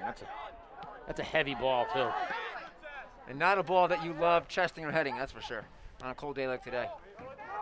Outside, but Gibbs is going to be quicker to the ball and allow Silva to come off his line and clean it up as he outraced Tazim Hoke. I like the use of the speedy outside back. You know, Gibbs has got some serious pace, and I've always felt that some of your faster players should be your outside backs at times, aside from your goal scorers. It allows them to really overlap into that final third and become an additional attacking player, and also get back, of course, in transition. So I think Gibbs, he's put a lot of miles on today for sure. Ard and Zingis both thinking that the call was on them, because they both went over the back of an East Lyme player. But I love how they're turning it up. You know, Waterford is not settling down on that one-goal lead, and in fact, they're trying to push the pedal. You have to. You can't sit back with a one-goal lead because that one goal lead can disappear in a heartbeat. So it's really important that you continue doing, as Coach Bissett said, continue doing what you're doing. Find those opportunities, put another one away, don't give East Lyme a chance to get back in this thing. Gibbs splits 2 defenders. He does have some nice ball work with his feet. I think he may have gone a little too much. Get rid of it after a while, but. And really in the high school game, you don't often see that. You don't often see, some of your backs, typically being some of your stronger technical players. And no fault of them, it's just kind of part and parcel with the job. Sometimes you see a lot of those big guys that win balls in the air and are more there to distribute, but you can see him having some good foot skills and ability to see the field. So the big 3 right now for Waterford offensively are Bousquet, Ard, and Zingis. And on that play right there, all 3 touched the ball, ultimately leading to an Ard shot that went wide. But when all 3 of them touch the ball, that's usually good for Waterford because it means they're distributing amongst each other. 3 playmakers, that's a good sign for the Waterford offense. Yeah, very easy to mark 1, not easy to mark all 3, especially as that ball moves. You see Ard coming way back here to work this out. Now I love him having his foot. I love the idea because he's going to put a good ball out there, and he does. High panel over panel, far end and out of bounds it goes, and it will be a goal kick for East Lyme. Yeah, as long as you have the likes of the Zingis up there and Bousquet up there, that's not a problem. You don't want to put them in a situation where you have 2 or 3 of those guys hanging back. Yeah, I mean it doesn't do any Ard any good being up if the ball can't get put into a good spot. I'd rather have the ball get put into a good spot because a good ball, almost anybody can clean up a good ball. It's harder to put that ball there, and he did a beautiful job. Well, that's why you see a lot of the pros, some of the best players are not always the guys who are sitting in the box waiting for the ball. They're the ones who are actually serving the ball. So, I've always been a believer that whoever your best playmaker is should be taking those restarts and those corner kicks whenever possible. Now, that was pretty deep, as you mentioned, but certainly you have some other weapons up top to receive that ball. Well, I mean, I would say that, of the 2 of us, I'm a good example. If you and I had to go onto a soccer field and create an offense, I need to be the one in the box because you're not going to be in any position. I can do nothing for you. If I'm serving the ball up to you from 40 yards, I'm lucky if I can put it within 10 yards of you. But I have confidence that I can get a foot on it and put it in goal with a beautifully delivered ball from you. So it's not if you have someone as skilled as Ard, every chance you can to let him serve something in, I would do. Yeah, you put your best players with touches on the ball. It's certainly not rocket science. The more touches those players get, the better chance your team has to win. Which is why my high school coach said the key to the game was the fewer touches that I could get, the better chance we would have to win. Now, speaking of chances and touches, we've seen Sokolovsky. He's similar to Ard, the left foot, and he has for a big guy, he has a nice, delicate ball. It floats, but he also has good pace to it. Here's a good chance for him, about 40 yards out, ball on the 30-yard line of the field. And he puts it on goal. Off the top crossbar it goes. Yeah, he certainly has a great touch on the ball. It's interesting. There's a lot of players in this field who play in the same club team. The likes of Zingis and Ard and Sokolovsky. So they know each other very well, but certainly a lot of weapons on the field today. That was a beautiful ball, and that was maybe 3 inches away from. Oh yeah. That hits on the underside, and it's a goal. And everyone was frozen. Keeper kind of stood, players kind of stood, and just kind of crossing your fingers, hoping that it didn't go in the back of the net. Hoke goes down, right corner, centers, and a nice job, Waterford. Defenders getting the ball and clearing it out. Lock-in did a nice job that time for the Lancers. And Hoke was smart there. Nice little hesitation move on Gibbs there, and realizing Gibbs' speed, he knew he probably couldn't get another touch to get around him, so deliver it as soon as possible. Come on, Blue. Let's go. East Lyme turning it up. Now here it goes. Ethan Hibbard. Hibbard tries to put it back in front. Shot just goes wide. That was a beautiful job by Hibbard. Yeah, good job getting the ball in the attack here. Would have liked to see a left-footed service ball because he kind of reached around with his right foot there, but put the ball in a dangerous spot, and the shot just sails wide there. Walsh had the chance in front.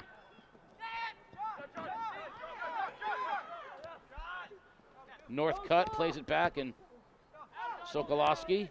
Nice touch to Hibbard. Nice seeing Sokolowski getting more involved in attack here. He's a player that I wouldn't want to leave 20, 30 yards out for a shot. He can put one on the frame with some serious authority.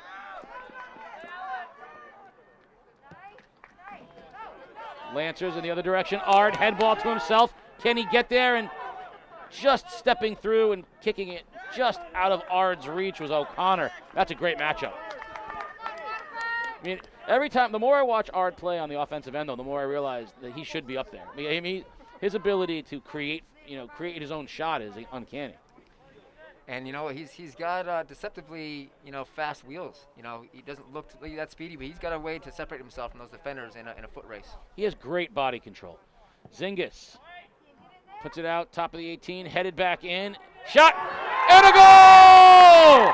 And who's there again? It's Alex Ard, second goal of the game, cleaned up the corner off of Zingis, 2-0 Lancers. Alex Ard. Great presence of mind there. Good spot to be in. He always finds a way to be in the right spot at the right time and uses his right foot there, his non-preferred foot, to finish that ball. Nice little volley into the back of the net. Well, you saw as soon as it didn't get cleared, Zingis put it at the top of the 18. And as soon as that ball's not cleared, every bounce or roll that it takes is a goal waiting to happen. And you just can't leave someone like Ard alone for that long because, as we just got done saying, he knows how to score. He is a playmaker, and he knows how to finish. Yeah, you can't leave the best players on the field alone. You got to be mindful where they are, keep tabs on them at all times, and certainly he had too much time in daylight just inside the 6 there. This game is, like you said, 3 inches away from being tied, by East Lyme, and then, not even minutes later, Waterford goes up 2-0. So you talk about that near miss on the post, Casey. That momentum is a fickle thing. Well, you saw it right there. And now with 20 minutes remaining, East Lyme has got to start upping it because now here's their 2-0 most dangerous lead in soccer concept.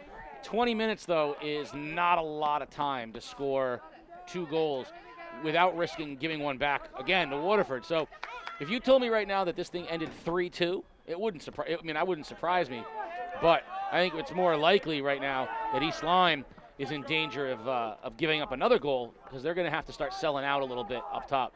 And part of that is going to be getting Sokolowski more involved offensively, which takes him away from his defensive responsibilities. Yeah, it's a certain situation right now where you have to be mindful of the momentum here. And, 5 minutes after goal are critical for the attacking team especially. You don't want to sit back too much and sit back in haunches and celebrate. You want to make sure you get involved and keep it going. Best chance East Lyme had, but he couldn't quite finish. Zavaleta had it to himself, one-on-one with the keeper, but he couldn't pop it over the top of Silva. You mentioned not a lot of time left, and I'm going to share a story if we have a chance here. 2008, I think it was, coaching at Montville High School, we're playing against Woodstock Academy in a late season game. At that time, there was 58 seconds left in the game, and we were down 3-1. And I kid you not, we scored 2 goals in 58 seconds to force a tie. We had no overtime at that point, make it a 3-3 game. I mean, it is a game of inches, as the sports doctor mentioned, but that ball moves quick, and if you're not mindful of it, things can change on the tournament dime. Yeah, 2 goals in under a minute is remarkable, though. That is a miracle. Great pass from Ard to Gibbs. That's a little heel touch from Ard, and you can tell he's feeling it right now. I think I gave him a little bit of a hard time for not bringing his results weren't best. Not that he didn't try hard. Against Fitch. Here's Gibbs over the top, and he scores! What a goal! Jeremy Gibbs, left foot out of nowhere, 3-0 Lancers! Great job getting involved in the attacking third of the field as an outside back. We talked about that earlier. He's got the speed, putting a lot of miles on the odometer today. Puts a great ball across the box, ends up with a nice goal. 3-0 Lancers, all in the second half, all in the first 23 minutes of the second half. So 3 goals in 23 minutes after a scoreless first half, and just like that, Waterford pouring it on here. 3-0, delighting the few fans allowed in attendance here at Waterford High School. Yeah, we talked about in the first half, Case. You know, the floodgates could open up for either one of these teams. Just got to gain some momentum and some confidence. And right now, you're seeing a Waterford team playing with a lot of confidence right now.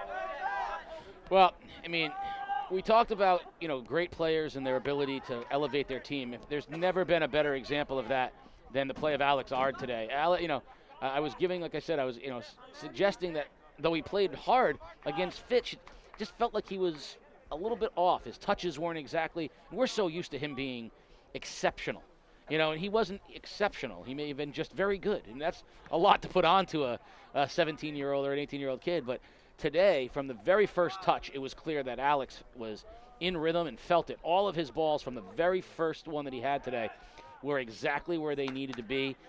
You talked about how he was in the offensive third, and he was obviously being sought to score goals today, and he's done that. But beyond that, he has set up his teammates remarkably. I mean, that heel pass right there to Gibbs that set Gibbs up for the goal was just so headsy and skilled. So, I mean, Alex Ard has played like an elite player today. So we use that word a lot.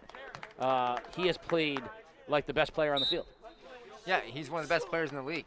He certainly is taking on the responsibility that Coach Bissett gave him today, which is to kind of help lead the attack and kind of be the cog that gets this train moving. And he's taking that on big time today with 2 goals and setting up a lot of good opportunities.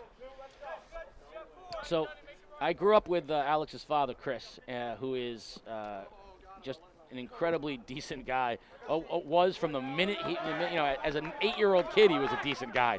But Chris is very, very humble, doesn't brag a whole lot, which, I know a lot of dads, proud dad moments, So I remember 2 years ago when we first did Alex as a sophomore, and Chris came over to say hi, and he said, I said, I saw the last name Ard. I was wondering if that was yours. And he goes, yeah, he's pretty good, Case. And I said, really? I said, he goes, yeah. He goes, he'll get a lot of playing time today. And I looked at him and I said, so the kid's better. The kid's better than the old man. He can play. And he looks at me and he goes, oh no, he can really play. no, I was like, I just played. He's really a player. And I remember thinking to myself, is that a proud dad moment? It didn't take very long to realize, no, the kid can really play. And we've watched his development over the past couple of years to, under normal circumstances, he's a player of the year candidate in the ECC. Yeah, and I tell you what, a lot of humility, humble kid. He's going to celebrate with his teammates. He's not going to, belittle his opponent. Definitely has a high work rate. That kind of character. I like seeing players who really come across that way and act like they've been there before. There are players that appear to complement each other as well. That when you see them playing on different teams, like we always joked about, how great would it have been if this player could have played on the same team as this player because their skills suit each other. And I just imagine dropping Alex onto the Stonington team, and imagine the amount of offensive firepower that would have occurred between him and Sam Montalto. Well, they do. They do, Case. They actually play together for Southeast Soccer Club, which is kind of ironic. So Sam and Alex play in the same club team. And actually, Alex played with Tyler Fidrich last year as well. So these kids all play together. And I tell you what, it is something special to see the kind of firepower these guys bring together. The likes of Montalto and Fidrich and Ard and Zingis and Noam Sokolovsky and all these kids. Some of the best players, in the league all play for Southeast. And it's just a great, fun thing to watch. Ard and Pazzalia battling each other on the near side, and it'll result in an East Lyme throw. Because there are certain, I think when you think of like the best pure scorer in the league, you think of Montalto. That's who I think of. I think of him as sort of like the perfect scoring machine. Body type, skill set. Not that he can't do other things, and who knows, in college he could be playing anywhere. But you see that. Here's Zingis. He lets one fly, and it goes wide right. I think of Ard, and I think of, like, the ultimate playmaker. Like, here's a guy. We talked about the guys who finish and the guys who set up. I can't think. I would imagine the wide eyes that Alex gets every time he gets to put a ball into the 18, and there's Sam waiting for it. That's got to feel great as a player. And, Fidrich, of course, was just, exceptional. Everything he did was just so it was so clear that, he was playing at a different level than many of the other guys. I would love to have watched those guys all together on the same field. Yeah, good bunch of guys, and for sure Sam is that textbook body type, target forward, and then you got a guy like Alex Ard or some of the other guys in the middle distributing the ball, or like a Nick Washington type, really kind of having those tools. Yeah, the Waterford sideline's fired up right now. They're playing hard, and even with 12 minutes remaining in a 3-0 lead, they are battling for every ball. Now it turns to, we want the shutout, and we want the decisive victory. And so now they're turning up the intensity. They're not sitting back on this thing. They are battling for every possession.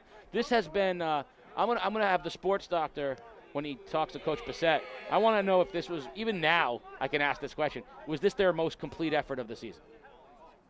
Yeah, I know for sure. I mean, for what we've seen so far compared to last game, it's a day and night. And as a coach, I always took a lot of pride in when my team put up a clean sheet. Those shutouts are really important. Ard drops it just inside the 18. Battling, head ball, and we're going to get Arcelis on a shove. If you asked me, I mean, this is the same group of kids we saw 3 days ago. I mean, or 2 days ago. I mean, there's no difference. It's the exact same group of kids. I love the term work rate. The work rate is completely different than it was then. It's not just work rate, Case. I think it's also, the game plan. They're sticking with the ball on the floor. It's not this kick and run stuff. You can't do that and expect success against a good East Lyme side. I wonder how much of that against Fitch was the players or the game plan. I'm sure it was I'm sure there was something to the game plan, but it felt like it was their brand of soccer. I didn't think after watching that game that they could score 3 goals like this. So I didn't see this team that day. And part of it was certainly maybe game plan, but part of it was also those players against Fitch seemed just all too comfortable playing the ball in the air. This team looks very comfortable playing East and West. And sometimes it's your opponent. Sometimes, the game plan goes out the window. It's high school sports after all, and you might have a game plan on paper, and then all of a sudden the whistle blows, and things don't go out the way you hoped it would. And sometimes you kind of get caught up in the way the other team is playing. So one team starts playing these long balls, creates a lot of pressure in your back end, and you want to get them out, and you start playing long balls. So it's kind of part and parcel with the game plan, also, messing with the, weather and also the opponent. That's a great point, Colin. Ard deep into the zone and headed out. Pizzalia will turn, but there's again a winning ball. Palazzo won it for Waterford, and you can hear the Waterford bench. They are fired up. Every ball right now, winning every chance they can, bringing cheers to the team. And the ref's letting a little physical play go on in the middle. Yeah, it's a tough spot to be in from an East Lyme standpoint. You're down 3 goals, under 10 minutes to play, and really you got to play quick, you got to play more direct, but it doesn't lend itself to playing a possession-style soccer right now. Searle back into the ball game, replacing Arcelis.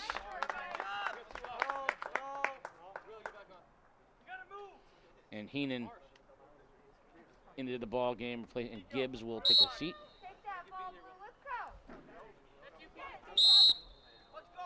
Illegal throw. You don't see that very often. Just threw it out of bounds, or was there an illegal throw? I think it was just thrown out of bounds. Now Gibbs will come into the game for Heenan.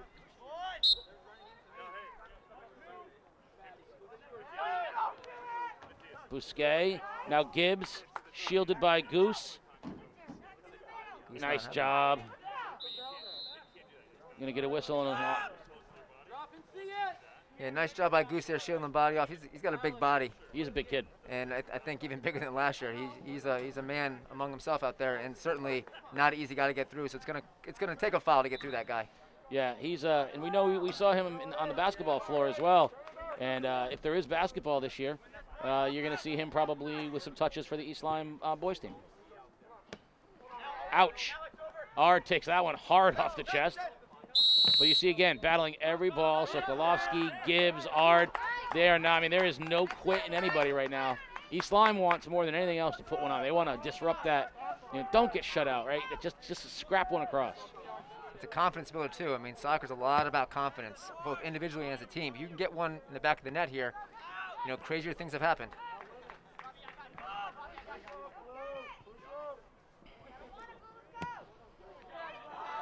And I take this back to, any sport that you play, right? You start off with the highest of hopes. You want to win the game.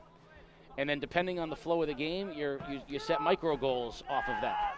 And those micro goals can change depending on the flow of the game. I promise you, East Lyme before the game wasn't thinking we just need to score a goal. But now with 7 minutes remaining in the game and down 3-0, their micro goal has changed to we need to score a goal. Just like, if you're getting no hit in the 6th inning, you didn't go into the game thinking we just need one hit, but all of a sudden the 6th inning you're saying our micro goal is to get a hit. Entering the game for East Lyme, number 1, Connor Doherty. Connor Doherty, the senior goalkeeper for East Lyme, heading into the game to replace Owen Brown. So orange in for yellow. And you saw the last game, youngster Connor Piper getting some playing time between the pipes for East Lyme. In the last game against Ledger, a 5-4 loss in overtime. So 3 quality keepers from East Lyme's roster here. And it'll be Piper's job to lose next year, as Brown and Doherty will be gone. Yeah, Coach Christensen speaks very highly of Connor. Hard-working player, actually my neighbor, interestingly enough. Always see him outside with the ball at his foot, always training. Hard-working kid, great family. Certainly the future's bright from a goalkeeping standpoint at East Lyme. Gibbs earns the Waterford throw as we tick down to 6 minutes here. 3-0 Lancers on top of the Vikings. Of course, stay tuned after the game. We will have second game of the East Lyme Waterford doubleheader today with the girls playing after this. Looks like Coach Christensen's getting some of his seniors some extra playing time here. See number 6 checking in a moment, Kevin Mills. Here's a chance, and Ard was thinking hat trick.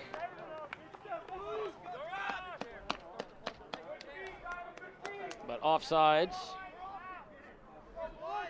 Ard had a chance there on the far end in the weak side, and he put it away, but offsides was called.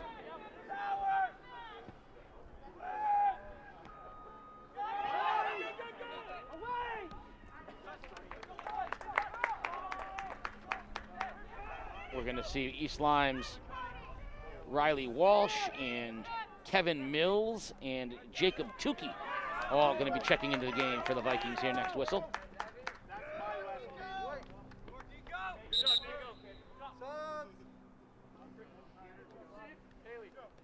And Goose will take a seat, as will Zavaleta. And coming off as well, Reinhardt. Good opportunity for these kids to get some playing time, not only just for experience going forward, some as seniors, but also at the same point, you never know. We hear about, Fitch High School losing a week of their season starting next week. Lyman Memorial done for potentially the season right now, so you never know with this crazy uncertain year we have if they'll have a game tomorrow. That's right. There'll be a next game. Yeah, I mean, it's Halloween, it's the end of October. Will we play in November? I don't know. Ard pops over the top and just sails it over the goal. Ard and Tucker Mazzulli were battling for the ball, and Ard got his foot on it, but couldn't get it to go home. And it's a careful balance right now. 4 minutes to go, and you still have, from a Waterford standpoint, you have a 3-goal lead, and some of your horses still out there. You want to give them playing time because you never know they'll be for the next game, but at the same time, you want to make sure that these guys are available for the next game. You want to avoid any kind of injury. So it's a careful balance at this point in the season. Palazzo for the Lancers. Mazzulli will step up for the Vikings. Punch it out. Lock-in on the far side. He loses it. There comes Sokolovsky now. Sokolovsky, long ball, trying to get it to Hibbard. Hibbard touches. Back to himself. And we see Flowers just clear for the Lancers.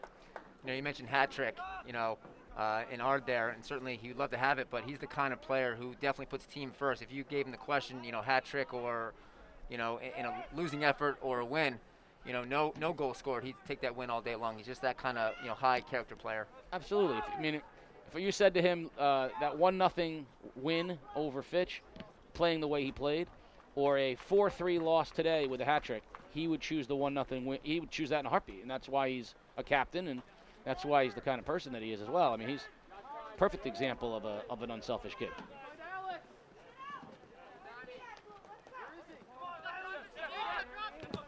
Ticking down at 2 minutes and 40 seconds remaining, so It's a good time to remind everybody that later on, after the games have settled, you can join us and follow us on Facebook and Twitter at Game Day CT, where you can see the Sports Doctor's interview with the Waterford Dental Health Player of the Game and the coach. And you can also see the big smiles that happen when we talk about our top play of the game. The Waterford Dental Health Smiles Start Here top play of the game. So tune into Twitter and Facebook later on. And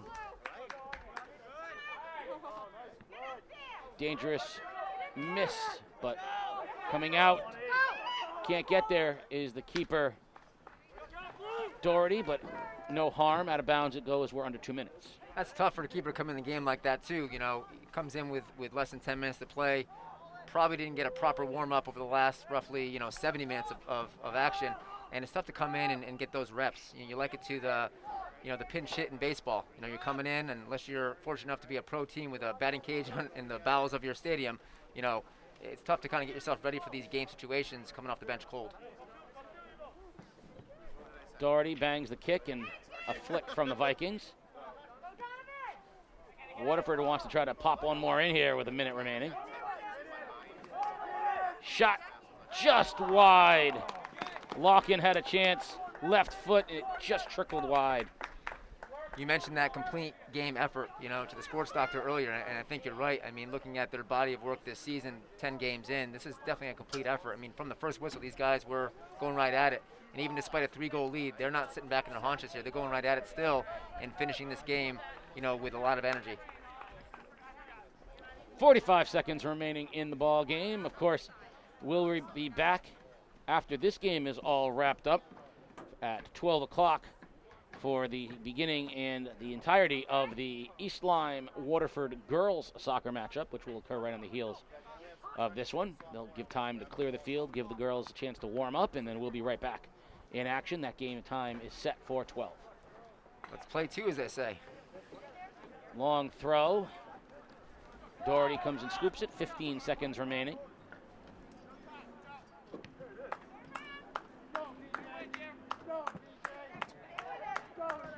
Nice job by Flowers. He's played an understated game today as well. Miguel Flowers done a nice job anchoring the back line. Clock strikes 0. Your final, Waterford 3, East Lyme nothing. A 3-0 Lancer victory today. Thank you, spectators, for attending today's The Sports Doctor will have those interviews. Check Twitter and Facebook later. We want to thank our sponsors, the Burns Agency, in your neighborhood, taking care of your home, auto, business, and life insurance needs since 1932. At the Burns Agency, you'll never get a voicemail. Always a live person. Remember, you buy better at Burns. And Waterford Dental Health, where our entire team is dedicated to providing you the personalized, convenient, and affordable dental care you and your family deserve. For the coach, Colin Delaney, the Sports Doctor, Keith O'Brien, Peter Wappy, and the crew, come on back. We are 15 minutes away from Game 2, Waterford and East Lyme girls. You're watching Game Day live on theday.com.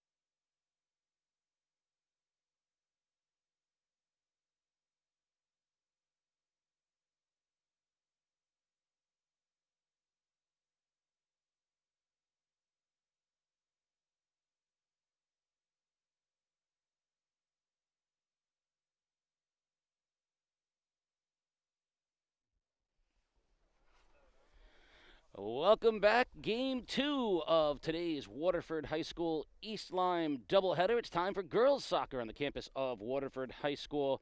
Casey O'Neill along with the coach Colin Delaney, the sports doctor, down on the sidelines. And as always, you've got all the action live on Game Day. Game Day is brought to you by the Burns Agency. Like Game Day, the Burns Agency is always local and live. We focus on local community, and you'll always get a live person on the phone. So remember, you buy better at Burns. And by Waterford Dental Health. Voted the #1 best dental practice 6 years in a row by the Day's Best of the Best Reader's Choice Awards. Well, Game 1 of today's doubleheader featured a 3-0 shutout for the Waterford High School Lancers, and now the girls take center stage, and they'll take on what has been the class of the ECC over the past few years, the East Lyme Vikings. We saw East Lyme earlier this week defeating Ledgert at home. They've got an absolute superstar, Meredith Healy, and a very young team surrounding her. The Lancers beat up and young as well, and they feature some offensive potency. So today should be a lot of fun. I bring in the coach, Colin Delaney, and Colin, we should have a very competitive girls game today as well. Yeah, for sure. I mean, you have two quality opponents, you know, and also the rivalry of East Lyme Waterford dates back many years. You know, a lot of times you throw the records out the window when these two get together, and hopefully today we'll have just as an entertaining game as we had in our first leg of today's doubleheader. I mean, looking through the roster, you're going to see, you know, a lot of sophomores, juniors, more freshmen getting time. Of course, on the East Lyme side of things, Summer Antonino, a dynamic freshman, Ava Lombardo, another dynamic freshman. On the Waterford side of things, you're going to see freshman Amelia Podeswa. That's a lot, you know, also Amaris Jimenez. That's a lot of freshmen to be getting quality time for programs as good as these two. Well, I think also in this kind of season we're having, it's important to get those kids some time because you never know when your next game is going to be your last game. So I think it's really, really key. But at the same time, these coaches know that these players earn their time. So whether you're a freshman, sophomore, junior, or senior, you're going to put the best 11 on the field to give you a chance to win. So East Lyme will come out and do everything really around Healy. She is just an exceptional player. You know, last game we talked about the playmaking ability of Alex Ard, who, you know, led Waterford to that 3-0 victory. Well, similarly, Healy is the engine for East Lyme. She requires attention. She knows how to score, but she's also incredibly unselfish, setting up her teammates. So you need to know where number 12 is at all times. Yeah, and she's also incredibly fast, Casey. I mean, she just has an engine that doesn't quit. Great 5-10-yard speed, so she can score at will, but at the same time, great soccer IQ, sees the field extremely well, gets all of her teammates involved. Can sometimes be too unselfish at times, but that's also a sign of a great player. It's getting everyone around you, you know, to play at a higher level. East Lyme coming in with a record of 3-4. Disappointing, but they graduated a lot. We talked about how young they are, and a tough loss, 2-0 to Stonington last night. Waterford coming in 4-2-1, and really looking to do something that is fun but difficult, the doubleheader sweep of the boys-girls doubleheader here against East Lyme. Right off the bat, long ball played to Abramowitz. You know, and there's where that long ball tends to work sometimes. You know, playing that ball back, it's really important whoever knocks that ball forward, puts that ball in a dangerous spot, because really, whether you have possession or not, it puts your team really on their front foot and a scoring opportunity right out the gate. You know, great ball by Kendra Gregg into that final third. Early corner kick here for Waterford right off the bat. They play it to Lee. Lee, nifty move. She's got some room. Punches it towards the goal. Far side, clean up, and a quick goal! The Lancers jump on top. 1-0, not even a minute into the ball game. The Lancers, Lee centered it. It went far side, weak side, and sprinting up was, I believe, freshman Lily Morelli to clean it up and put it in. 1-0 Lancers. So the junior, Lily Morelli, comes in and puts the goal in. 1-0 just like that. Not even a minute in. Didn't have to wait long at all for that one. Once again, great ball by Kendra Gregg, putting that ball in the attacking third. Then attacking the outside, putting that ball across the box into that kind of a scrum. And then finishing up early goal for Waterford here in this second contest. Jimenez Takes it down the side for Waterford. Lots of room. Nice move. Jimenez to the corner. Crosses the 10, puts it in the middle.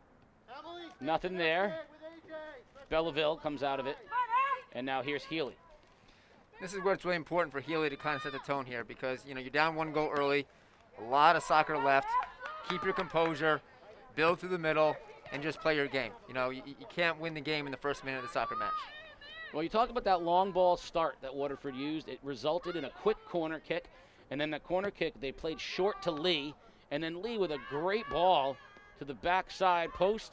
And who was there but Morelli to punch it in. And that's pretty much how you draw it up. You couldn't have asked for a better result than what they had there.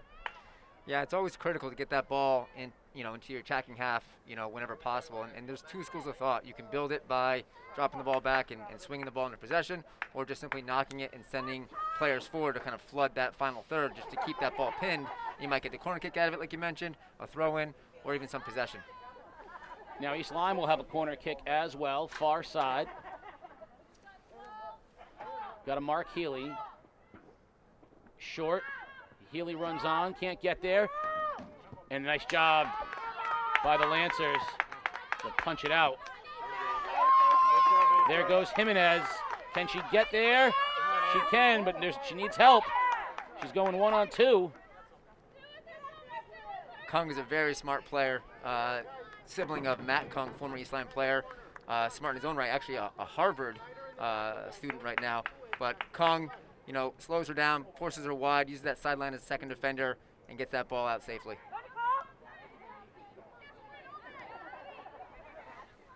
Belleville. Nice defensive work by Gregg. She puts it in, and it'll be a whistle, and it'll be East Lyme ball. Yeah, she's just stronger there. You know, I didn't see any real hard foul, just stronger and gets that ball through. You don't want a ball on her foot from that far out. She can put a ball in the frame for sure. You talk about, you know, smart teams. You talk about the Kungs. You know, Matt, as you mentioned, at Harvard. Well, the freshman who's playing defense right now for Waterford, Amelia Podeswa, is the daughter of my former teammate Chris Podeswa, outstanding baseball player, coach, three-sport athlete at Waterford himself. But back when we played together, our head coach, Jim O'Neill, said we used to like to joke that we had the smartest team he's ever coached. And opposing coaches would be like, oh, you guys, you know, smart baseball players. He goes, no. He goes, I got 2 kids at Harvard, a kid at Tufts, a kid at Trinity, and a kid at Wesleyan. He goes, we're baseball stupid, but we're brilliant. We're brilliant off the field. So there is both being smart on the field and smart off the field. And a lot of times they do translate together, but sometimes the really smart people can overthink things too. I like those players who have real good soccer instincts, and Corinna Kung's got both. She's smart off the field and on the field. Absolutely. You know, it's important to be a good student on the field and off the field, but certainly there is something that is to be said. Soccer is one of those sports where, as we mentioned time and time again, we can't call a timeout. You're out there for 40 minutes, and we'll see you then. And if you can't have the ability to see the field and change on the fly and kind of dissect the game as you're playing, you're going to be in a tough spot. And definitely those central players have the biggest and most pivotal roles when it comes to doing that. So the likes of Meredith Healy and Kendra Gregg and you know, Karina Kung, who's sitting at the center back position. So that's really important to be able to, you know, have that good soccer IQ. Nice job by Lee. She plays it up ahead to Jimenez. Jimenez battling with O'Day and with Kung. Those are the two that you're going to see back there the most. And Massing will come up and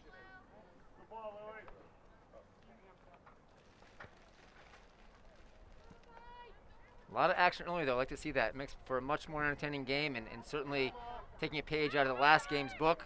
You know, a lot of back and forth, a lot of good movement, and a lot of, you know, for the most part, good possession-style soccer.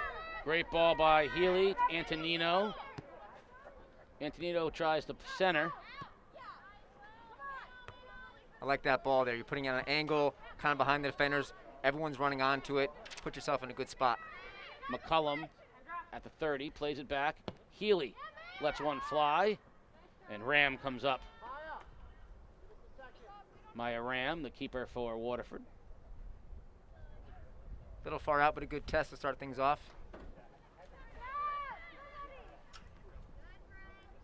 I think for a player like Healy too, just to get one under your belt, just let one fly, just to get the feel of a shot off your foot, even if it's really not a high percentage shot, is probably good just to get a touch like that early. Yeah, game reps are super important. You can take all these pre-game reps you want and training reps, but these game reps are the ones that really make these players what they are. Antonino. Playing it out. Dunn was battling for the ball. Now Dunn down the sideline, puts it in the middle. Nice job by the Lancers. East Lyme's been very right-sided so far, going down their right side. Waterford's left.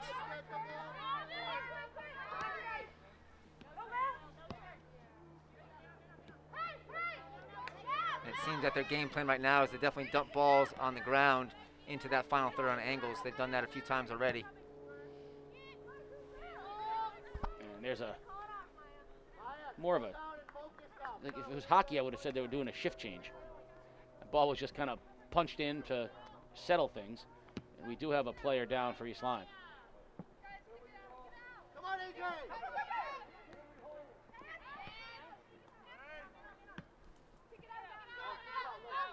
She's in some pain for sure. And here comes the whistle.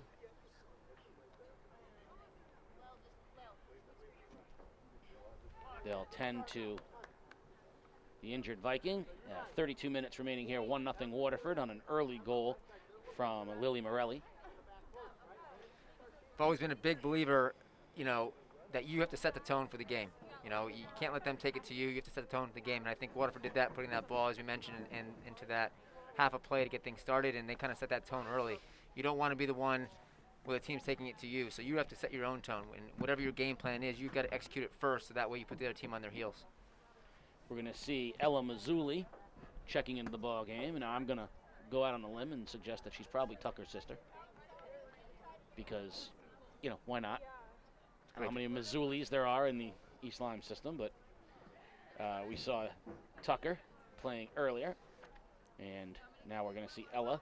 On the other side of things, we're going to have Madeline Myers checking into the ball game for Waterford, as we see a couple early switches here. And Abramowitz will take a seat for Waterford. It's always good to see all these different siblings of players, either current players or past players, playing for their schools, be it Waterford or East Lyme or otherwise. It's always nice to see those players come through. So when we started game one, I was in about 12 layers. I've already shed the hat. I've shed the jacket. It's warming up to be a nice little day here, Sports Doctor. Yeah, not too bad. It's almost a good day for fall baseball, like your son is playing today. Well, I just got word, walk-off single for the lad in game one. So they walked it off, and now they've moved on to play the number one seed at noon, the Whalers. Sure. They had no chance. First of all, okay, all right. First of all, come on, they're playing the Whalers. But, no, I understand. But we looked like a 12U team playing a 16U team when we played the Whalers earlier. The Whalers are all big and strong, and they have a lefty that throws 75 miles an hour, which at the age of 14 is that's a lot of gusto on the fastball. Any chance of the Sports Doctor sneaking out for 9 holes later? Because this is a nice crisp fall golf day. I'm sure you can find somebody who will owe you a favor. That's how you play. I know that's how you do your whole golf thing. So. This is a nice day. I like these kind of days for golf, though. To be honest with you, it's not too bad. All right, so we got Isabella Mazzi coming off the field. She's appears to be an ankle, and they're going to get her over to the sideline and tape her up. That'll be restarting play with 32 minutes and 5 seconds remaining. Yeah, never like to see that, especially this year. Senior going down. Hopefully she can find a way to get back on the field today or in the future. But glad that she's able to walk off somewhat on her own accord. Yeah, the ankles are, sort of, if you play soccer, you're going to twist your ankle. And as a soccer player, you know pretty quickly which are the ones you're going to be able to get back on your feet on and which are the ones you're going to need to take a little time. So hopefully maybe some tape and ice, maybe we'll see her back. Who knows? Yeah, to take a quote out of the program, are you injured or are you hurt? You know, and I guess if you can know your body as well as these young athletes do, they can figure it out right away. Yeah, and you probably had any number of sprained ankles in your time as well. There are the ones that immediately you go, oh, I'll be okay, and then there are the ones you go, oh man, I'm gonna need a minute. Yeah, my nose did not get this shape naturally, Case. I think I've suffered 4 broken noses in my soccer career, and unfortunately, you can't do much about a broken nose. Thankfully, ankles are a little easier to heal. But the good news is that maybe you get one more broken nose, maybe it'll just put it right back into the original. Maybe just eventually it goes right back into the normal shape. I thought that after the first couple times, and after the 4th time, I've got this big schnoz, so to speak. I think I'm good.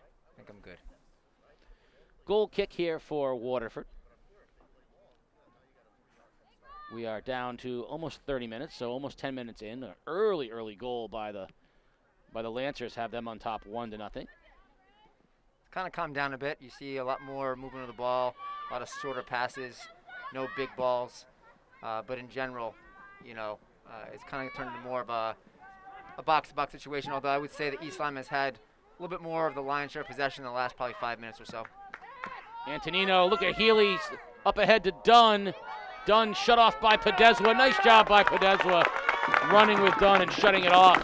That's a beautiful ball till then, though. Great job by Podeswa, kind of going shoulder to shoulder, forcing her wide, not getting her that inside touch we talked about last game. Because if she gets in front of Podeswa, that could be a shot and goal easily. Nice job putting off the end line by Podeswa. And beautiful pass from Antonino and Healy, getting Dunn involved. Waterford playing it back through the defense. Chris, aside from his baseball prowess, former longtime coach of Montville High School soccer. Yes. One of my predecessors before I took over the reins.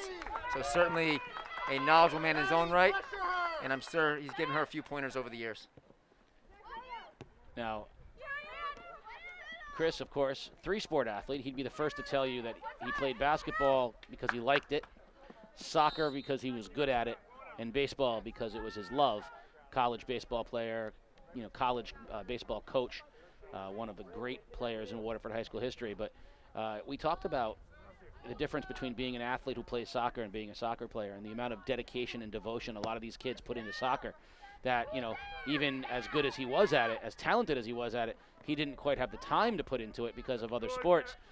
And you talk about him being a soccer coach, he probably devoted more time as a coach than he ever did as a player, and he was an excellent coach.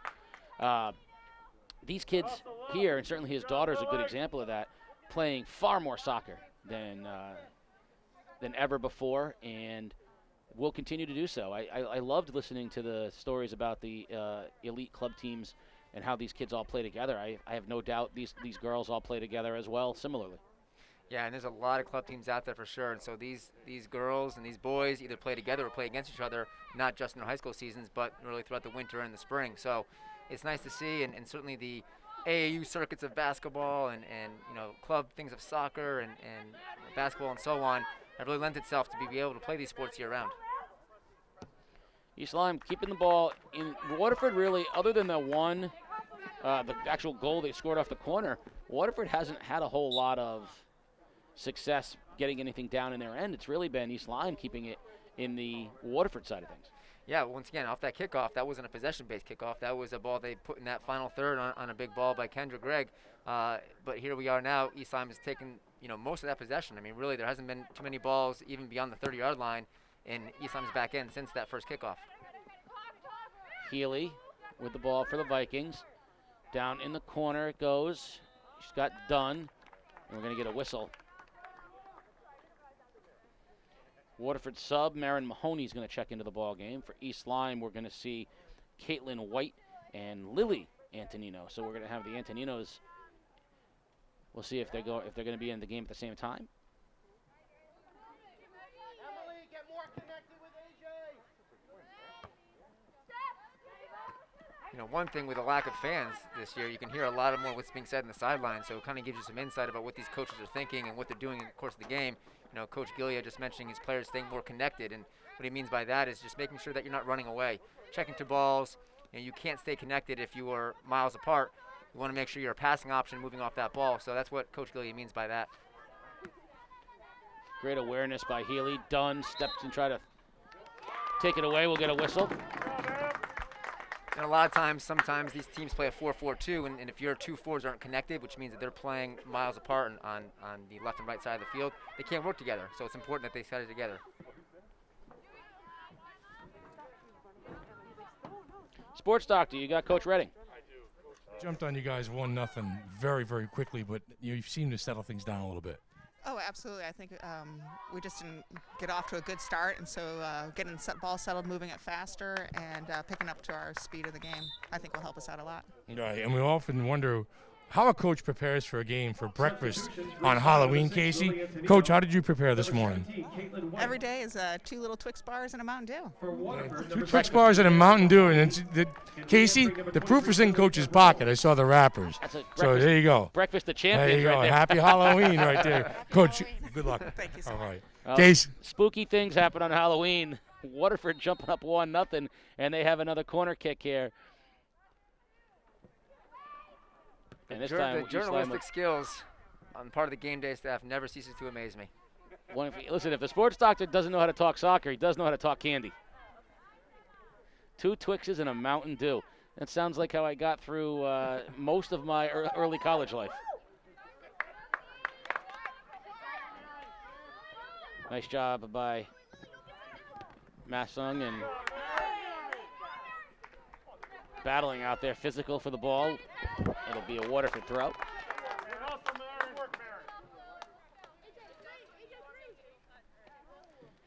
Throwing it in will be Morelli, she of the goal in this 1-0 affair. Kung and Gates were jockeying for the ball, and it's out of bounds. It'll be a Waterford throw on the near side. Great job by East Lyme there, not giving them that corner kick, putting that ball out for at least a throw-in for Waterford. You want to give up another corner kick here, putting you on your back heels. So nice job having the presence of mind to get that ball wide. Waterford throw, nice hard low throw. I like that throw a lot. That was Podeswa. I should know that a Podeswa will have a good throw. She'll take it again. Now, she's only a freshman. She's got great size, and she's clearly already got a lot of strength in these throws.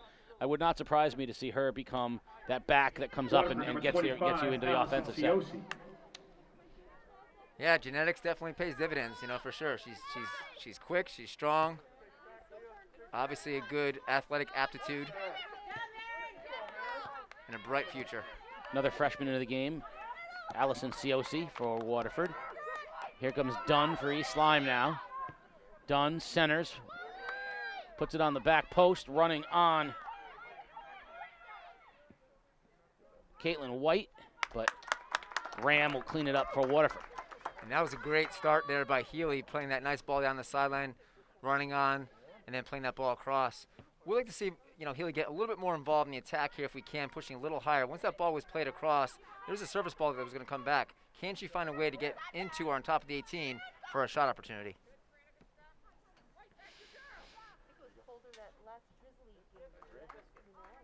Throw on the far side.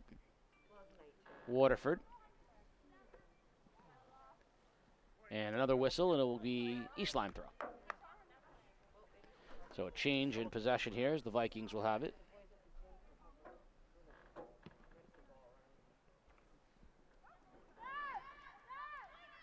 Day is beautifully warmed up. Dare I say, it even feels a little toasty now. It feels warmer than it did the other day where that wind was blowing. Oh yeah, I'll tell you what, that second half of that Fitch Waterford game, it was cold.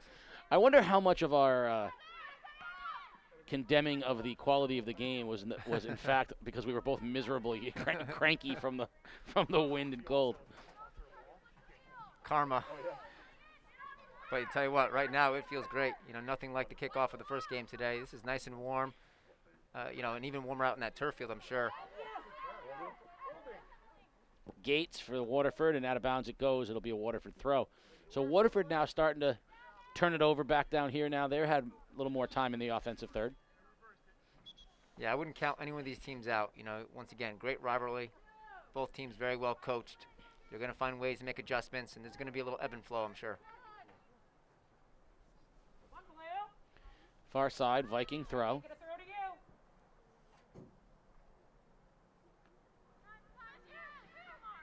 Healy, first to get to it, tries to run through the ball. Waterford picks it up. Tries to change fields. Vikings step through. Antonino. Out wide it goes. McCullum trying to get to it, but she cannot. So East Lyme throw. McCullum puts it in. And she'll move it up and continue the progress down the field.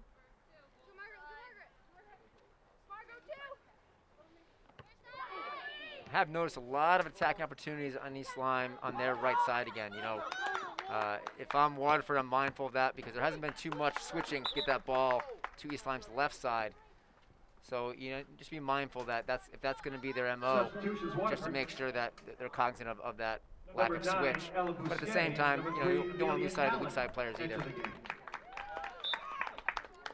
Bousquet and Allen into the game for Waterford. East Lyme now Healy looking to change fields. Waterford instead plays it long. Allen just into the ball game in the white tights. Takes her time, plays it back in the middle. Abramowitz. And fires a shot that goes wide off the crossbar and of the goal post of the football. And it will be a goal kick for East Lyme. Good job by Lily there to stay involved in the play. She had gotten a ball to the side of the head over here a second ago, probably got it right there in the ear hole. And on a cold day like today, that does not feel good. But she stayed with it, got forward, had an opportunity on the frame there. Now, you're 100% right, Colin, but I will also tell you that there is no weather condition to which a ball to the ear hole feels good. I guess the cold weather just adds the magnitude of its It misery. does. It does. It definitely amplifies it, but there's no such thing as good weather for that. Sports Doctor, you got the coach. Yeah, Coach, you guys scored that quick goal. How would you assess your team's play since then? Yeah, I mean, we can't ask for a better start. You know, we work on a kickoff play, and we work on some corner kick plays, and we were able to execute that right in the first minute. So that's, you know, you can't ask for a better start. I think East Lyme's starting to get a little bit of the play right now. Almost had a chance. But I think, you know, now we've got to really work hard to contain them. They got a lot of team speed. So we've got to really work hard, play smart, stay together. We talk about being connected, and then we get our chance going forward. And there was one. Just try to take our chances, you know. But just keep playing the game and keep it 0. We always say keep it 0-0. You know, play like the mentality at 0-0, just stay focused and play the full 80 minutes. So that's what we're hoping to do. Thanks, Coach. Casey, quick goal for Waterford. They're going to keep pushing. Down to 18 minutes and a half here remaining. 1-0 Waterford. There's a goal kick from East Lyme. And I think Coach is very aware. Everyone's very aware. East Lyme team speed is their calling card, and so. But it's nice to hear. You know, they work on that set off the play, and they work on the corner kick, and they both work. And they, you know, as a coach, I mean, there's nothing that makes you feel better than when you can execute. No, it's nice to see those plays that you work on in training sessions, you know, work out. Whether it's a restart from distance, corner kick, or even a kickoff play. So it's always nice to see those things happen. But now it's important that they understand, as Coach Gilly mentioned, it's a 0-0 game. You can't look at it that you're up a goal because that gives that false sense of hope. And I think right now East Lyme is preying upon that a bit because they've had, once again, the majority of possession opportunities kind of since then. Dunn on the far side for East Lyme. And since her early touches, Healy has not really touched it. Here's they're trying to get it to her in the middle of the field. She really hasn't touched the ball in a position to make anything happen offensively. Out wide it goes. Antonino tripped. So it'll be an East Lyme kick. Now let's see who they usually put Healy in the middle and Belleville. So we'll see who takes the kick for them. It's going to be Mazzulli.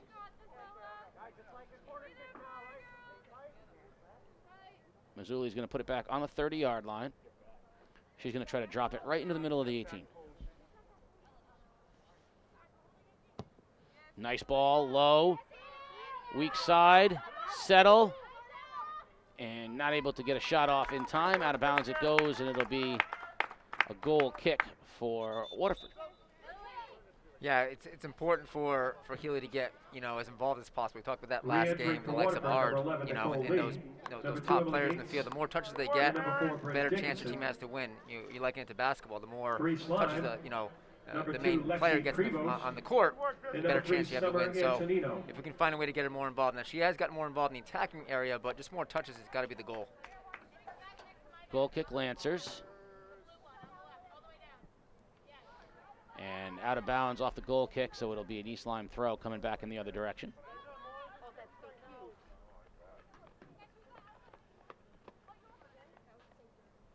Nice ball, self-touch, into the middle. Healy's got it on her foot, turns, rips a shot right-footed, and steady on the line is Ram. That's good, additional confidence for East Lyme and for Healy there to receive that ball. If she gets 10 of those shots, she's going to put probably at least half of those balls away.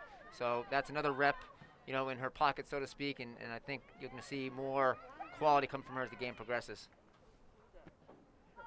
Far side, Vikings working the far side of the field. It seems like they like to work the far side of the field offensively. Waterford, like you said, works the short side of the field here. So strong sides sort of appearing in the early going.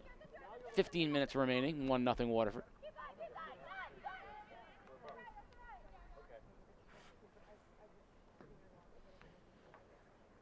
A lot of substitutions, by the way, too. We did not see nearly as many substitutions in the boys' game. The girls have subbed in. Each team has subbed in 4 players already. Yeah, benches look a little bit deeper on both sides for sure. I think, both on the Waterford and East Lyme side, they had some knocks, from the boys' standpoint. They seem to be a little healthier, I think, maybe on the girls' side.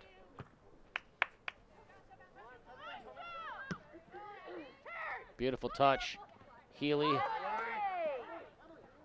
Waterford takes it away, however, right back. McCullum knocks it down for East Lyme. Belleville will play it back. Nice little touch by Healy. Onto the foot of Lombardo.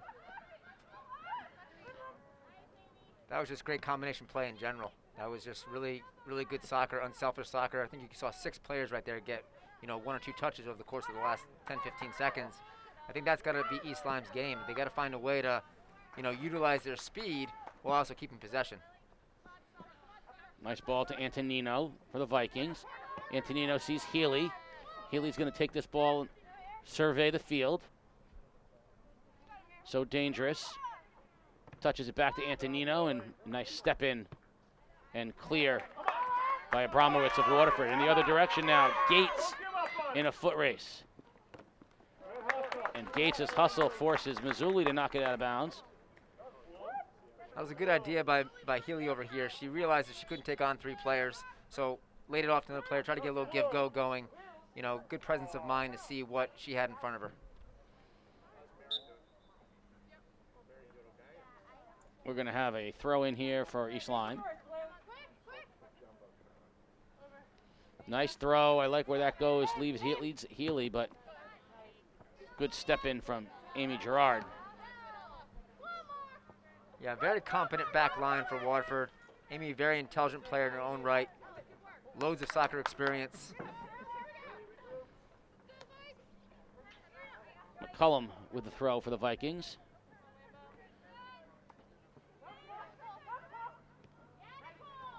Playing it through the middle now, McCullum. Weak side, and a nice clear.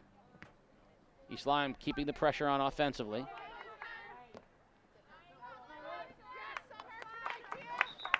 And we'll get a Waterford throw. Let's play hard. Sub into the ball game for Waterford. Maddie Myers back into the ball game. Into the middle. Dunn. And Waterford, nice job outside Bryn Dickinson. Touches again up ahead to Allen, and out of bounds it goes. It'll stay Vikings with the possession now as we're down to about 12 minutes remaining here in the first half. 1-0 Waterford on top. Yeah, Bryn, another one of those young up-and-coming players for Waterford, sophomore player, number 4. Someone with also a good deal of experience and a good soccer background. I think, the future in general is pretty bright. Yeah, a lot of youth on the field right now. I don't recall two programs as good as these two having as many freshmen on the field at one time as you do with when Waterford's got Jimenez and Podeswa and Ciosi and the Antoninos and Lombardo, and those are just the freshmen. And then you've got a bunch of sophomores as well, including the aforementioned Dickinson. So yeah, a lot of youth out there on the field right now. Yeah, anytime you can play the young players and not just playing them for experience, but playing them because they actually belong is a great thing to have. It just gives you that many more years of success with your program.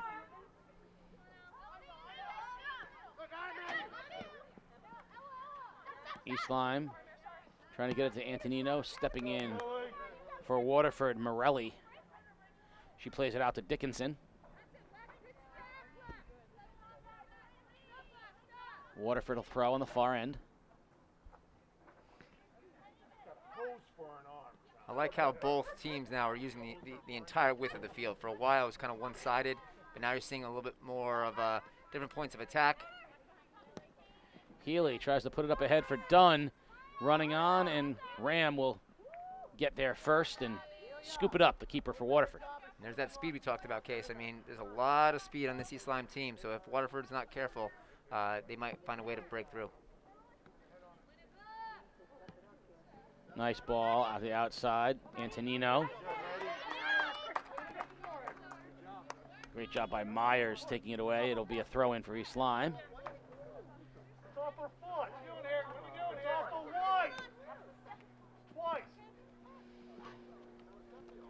It doesn't matter how many fans you have. You can always hear the disappointment in their voice. Throw in for Waterford. Morelli will throw it in.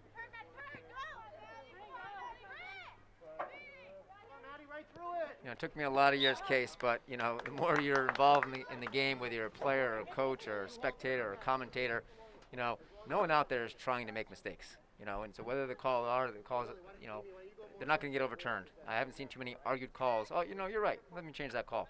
It just doesn't typically happen. Podeswa put it in onto the box, but there was nobody there. Antonino chunks it ahead for East Lyme.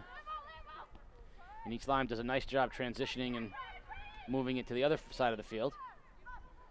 But Podeswa steps back in for Waterford, takes it away, and she plays it up ahead. Jimenez in the middle of the field now takes it down the right side. I have learned that Jimenez's name is AJ, his nickname is AJ. Her initials are A and J. So I'm learning every time I'm hearing, because I can hear them all yell. So AJ is Jimenez, so that's good to know.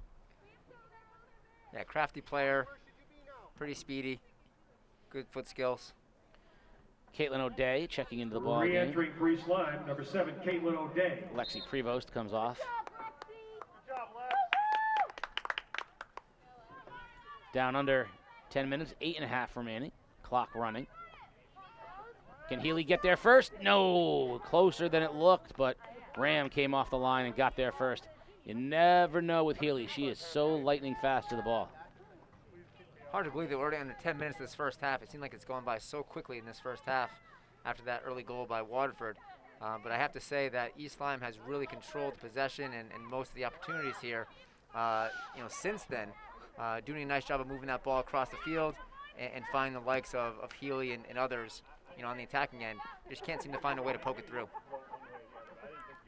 To the outside it goes. Antonino. Antonino was looking for Healy. She was battling with Morelli. Kicked Morelli right in the stomach. Healy tries to flick it to herself. Still in play. McCullum for East Lyme. Back it goes Gregg now for Waterford. And Gregg, just a little kickball action going on in the middle, but now Waterford will settle it back down. Lee plays it in the back. Podeswa goes out wide, and East Lyme intercepts. Both teams seem to be playing a similar style of soccer, but what I'm seeing from East Lyme doing a little better job is they're actually connecting better between their backs and the midfielders and the forwards. At times, you're seeing some of the Waterford players, take a bigger pass, trying to skip out that midfield at times to their forwards, and that becomes almost a 50-50. Yeah, you can see that the Waterford is misconnecting. You're right. That's a great point. From the defense to the midfield, Waterford's doing a nice job, but they're not able to make that next level connection. So Greg will come out and take a breather as Waterford subs. Also coming off is Myers. You're seeing both coaches with a good amount of faith in their depth. A lot of subbing today compared to our first matchup.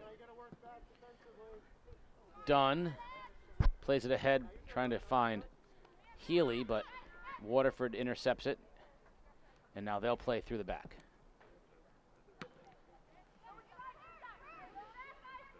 Nice ball through the middle. Healy looking for Antonino. Now Healy's going to take it wider south. Tries to play the long ball, running on Antonino, but Ram will get there first. And we're under 6 minutes here in half number 1, 1-0 Waterford. On an early goal from Lily Morelli. Yeah, since then it's kind of turned into more of a possession battle. Not a lot of scoring opportunities. More or less just kind of keep away.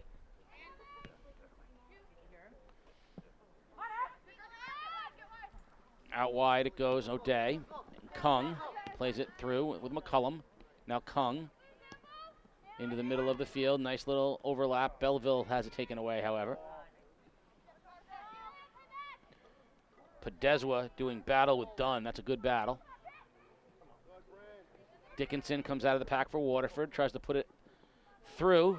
Comes right back to her. She switches fields. Antonino settles on the knee.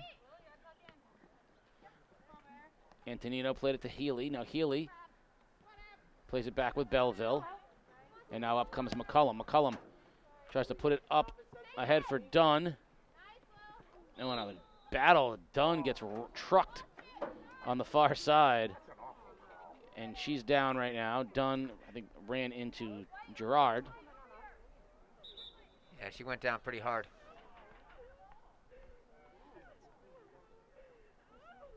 So she got hitting the, I think she got the wind knocked out of her more than anything else. That was a hard collision, so the two teams will regroup. Now, Sports Doctor, you're going to be coming in at halftime. We're going to do something a little different than normal at halftime because, Colin and I need to we need to regroup. So at halftime, you and Peter Wappy are going to take us through. And, I mean, the problem is how am I not going to sit and listen to that? And I need to take a break. But yeah, we'll be all right. Pete and I are going to talk about sports in general, too, so. I'm going to also, by the way, officially issue an apology to Mike DeMoro, Peter Wappy. Mike DeMoro was right, but for the wrong reasons. So Mike was right, but he didn't know why he was right. That the pulling of Blake Snell for Anderson in the playoff game, and Colin was in on this conversation as well, was incorrect for the following reasons. And since I took so much, I pounded him so relentlessly. You did.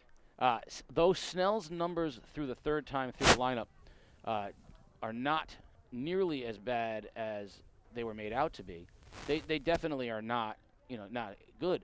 The problem is that they brought a reliever in to face the part of the Dodgers lineup. So they brought in a fastball reliever who had given up runs in his last 6 outings to face the 2 best fastball hitters on the Dodgers. So it wasn't so much in the taking out of Snell as it was you brought in what would appear to be the absolute wrong reliever, and I don't know why that decision got made. So Mike was right. They should have Snell was the better option, but for the wrong reason. They just chose the wrong relief guy. Listen, you would have pulled Snell out of the game there?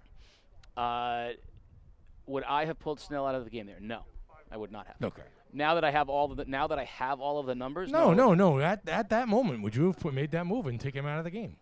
Well, I didn't. I don't have the breakdowns in front of me at the moment that it happened, Sports Doctor. I didn't have a sheet in front of me to tell me is the option I go to better than Snell. Wasn't Mookie Betts the next batter up? Wasn't that? Yes. Okay. Didn't he strike out Betts?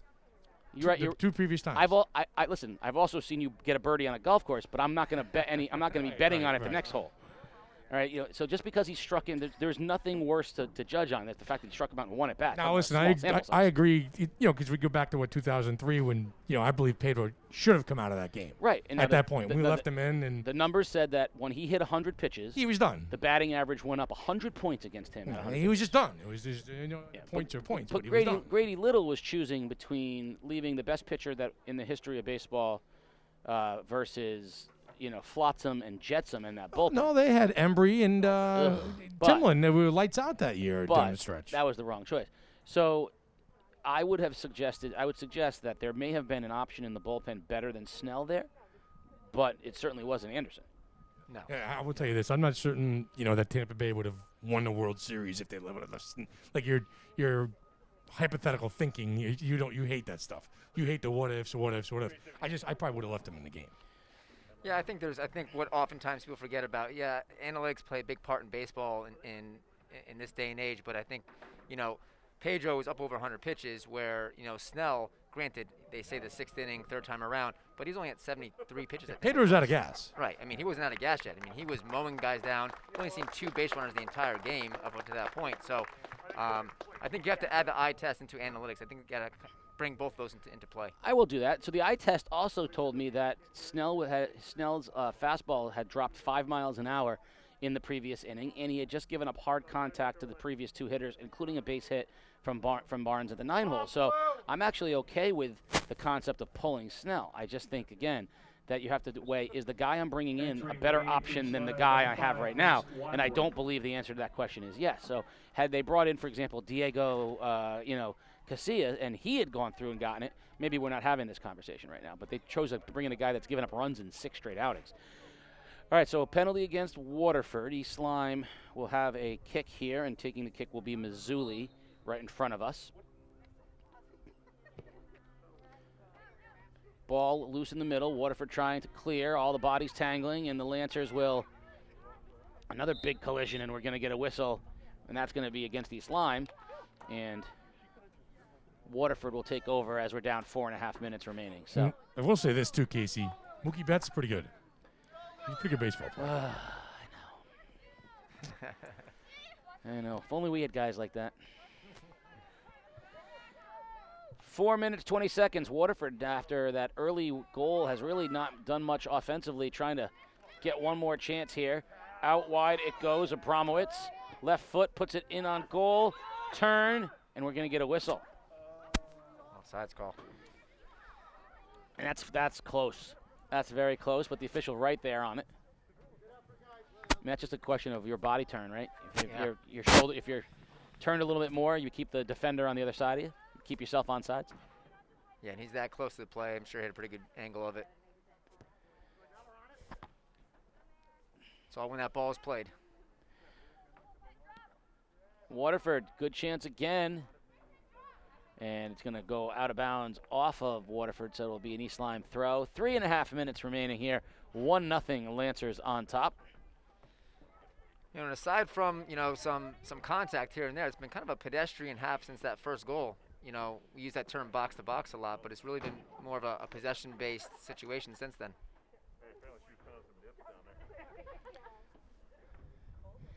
3 minutes remaining here, and right now, I think East Lyme would be content to go into this thing 1-0 and regroup in the second half, because I think they feel they've outplayed Waterford for 40 minutes, or at least for 39 minutes.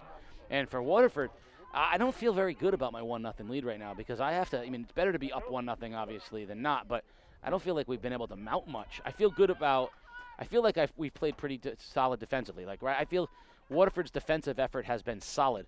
But offensively, I think you hit it on the head. That third transition, that getting it from level 1 to level 2 to level 3, has not been there.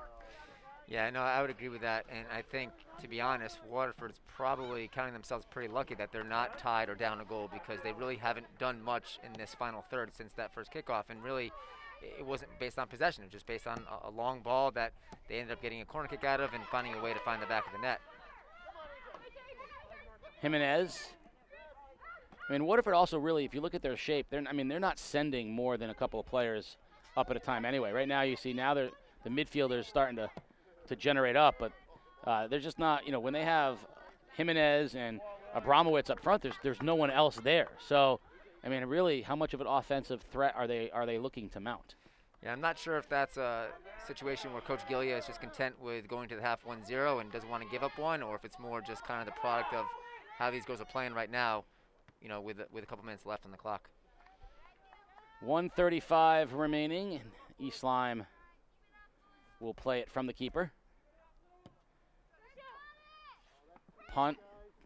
Good. Healy tried to settle it, but she loses possession, and Waterford has Dickinson now in the middle.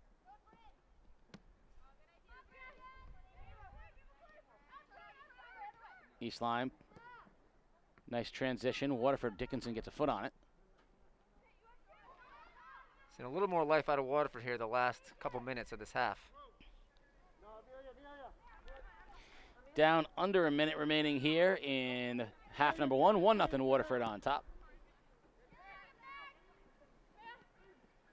East Lyme trying to mount something. Waterford seems very content right now playing those 8 up front, or those 8 back, I should say. Yeah, they're definitely keeping numbers behind the ball. They don't want to be in a situation where they go into this half tied. They want to keep that 1-goal lead at least.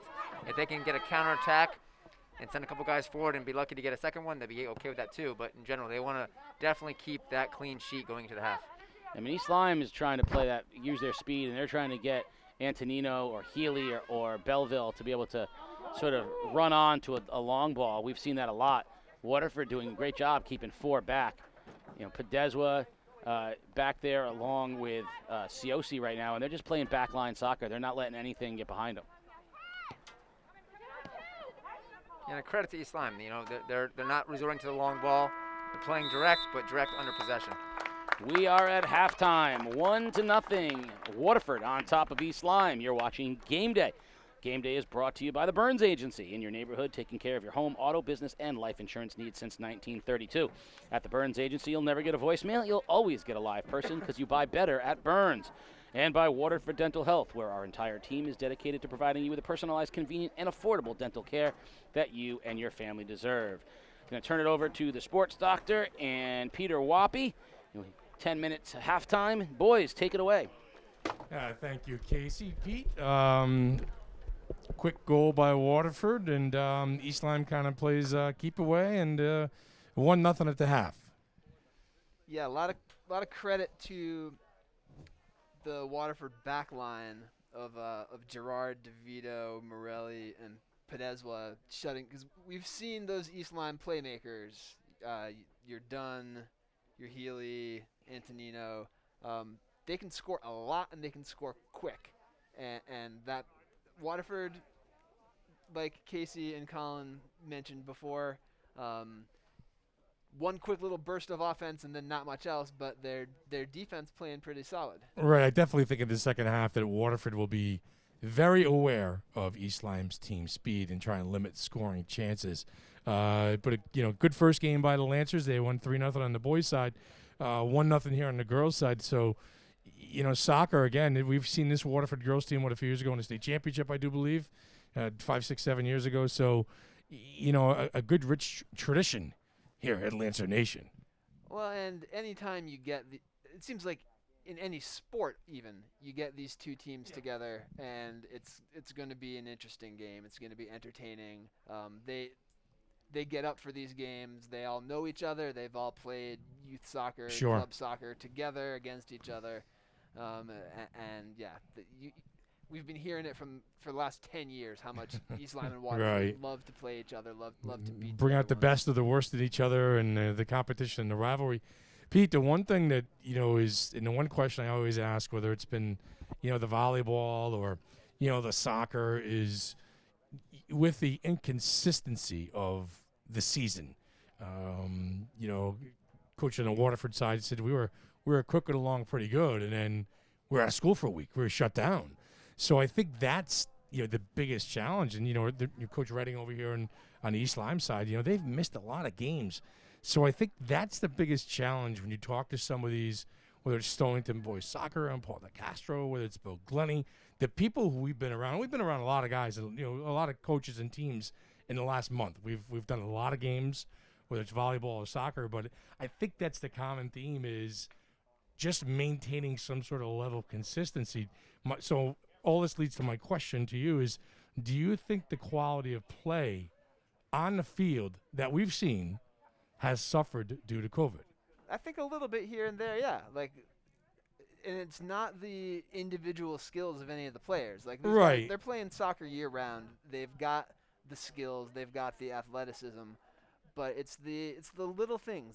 It's the connections with your teammate and knowing who's going to make a run where and who's got that step of, think about it in terms of football. You get a quarterback gets a new receiver who they're not on the same page. Same with. page, yeah. Yeah, it's reps playing together, and when you don't get to play with your teammates for 2 weeks, yeah, you can maintain your fitness, you can maintain your agility, you can practice by yourself with a soccer ball, but you haven't been lobbing crosses 40 yards to someone on the other side of the field, and so yeah, there's going to be those little plays that aren't quite as clean as they might have been if these guys have been playing together for 9 weeks at this point. Yeah, we've seen it on the volleyball side too. Jack Biggs and his team when they were 2-2 and they had 5 games canceled, and that's a team there that normally is very good. And the first thing the kids say when you talk to them on the volleyball court is it's communication. It's the sets, it's the pieces, it's the it's the plays, and it's the cohesion together. So. I guess, I'm not enough of a soccer aficionado to say, but, Stonington looks pretty good.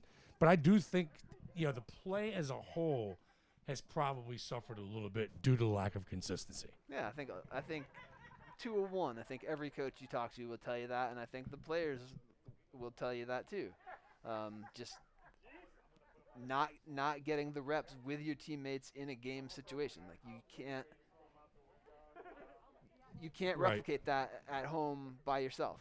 Well, you have. Is your son playing baseball? Our baseball season just finished up. Yep. Okay. So we're done with baseball. We got one more softball scrimmage, and that'll be it for the fall sports season in our house. On that level too. Are your kid? Casey's got a son who's playing fall ball today too. Do you see your kids out of rhythm because they're not going to school, or are they used to it by now? I think the kids are pretty adaptable. I don't think more so than the parents, I guess. Yeah, yeah. It certainly affects them on the schoolwork side of things. My son with his first year of middle school, so his first year having a whole bunch of different teachers for different subjects, having to keep track of what days he's at school, what days he's at home, and what's due when, and so. That's been a learning process for us because that's all new to us and it's new to them. So that's the challenge. And then you get out to the baseball field and everything's normal again. Right. All right. So if you could fast forward yourself now to possibly December 7th, and not as a producer, not as a parent, but just take a look at it from the outside. And basketball season is supposed to move forward. They're supposed to make a decision on that. And as we know, December 7th is the target date for basketball season with no fans. You're a high school senior. You're playing at Waterford. You're playing at NFA. You're playing at Ledyard. How does that affect you? I mean, because we've been around a lot of high school basketball in the last few years. NFA gym packed, Lancer Nation packed, Viking Valley packed, and such an emotional sport like basketball. What is that going to feel like? I'm sure that it's going to have an impact on those players. Yeah, the kids, the athletes. Because, I think of some of the games I've been to.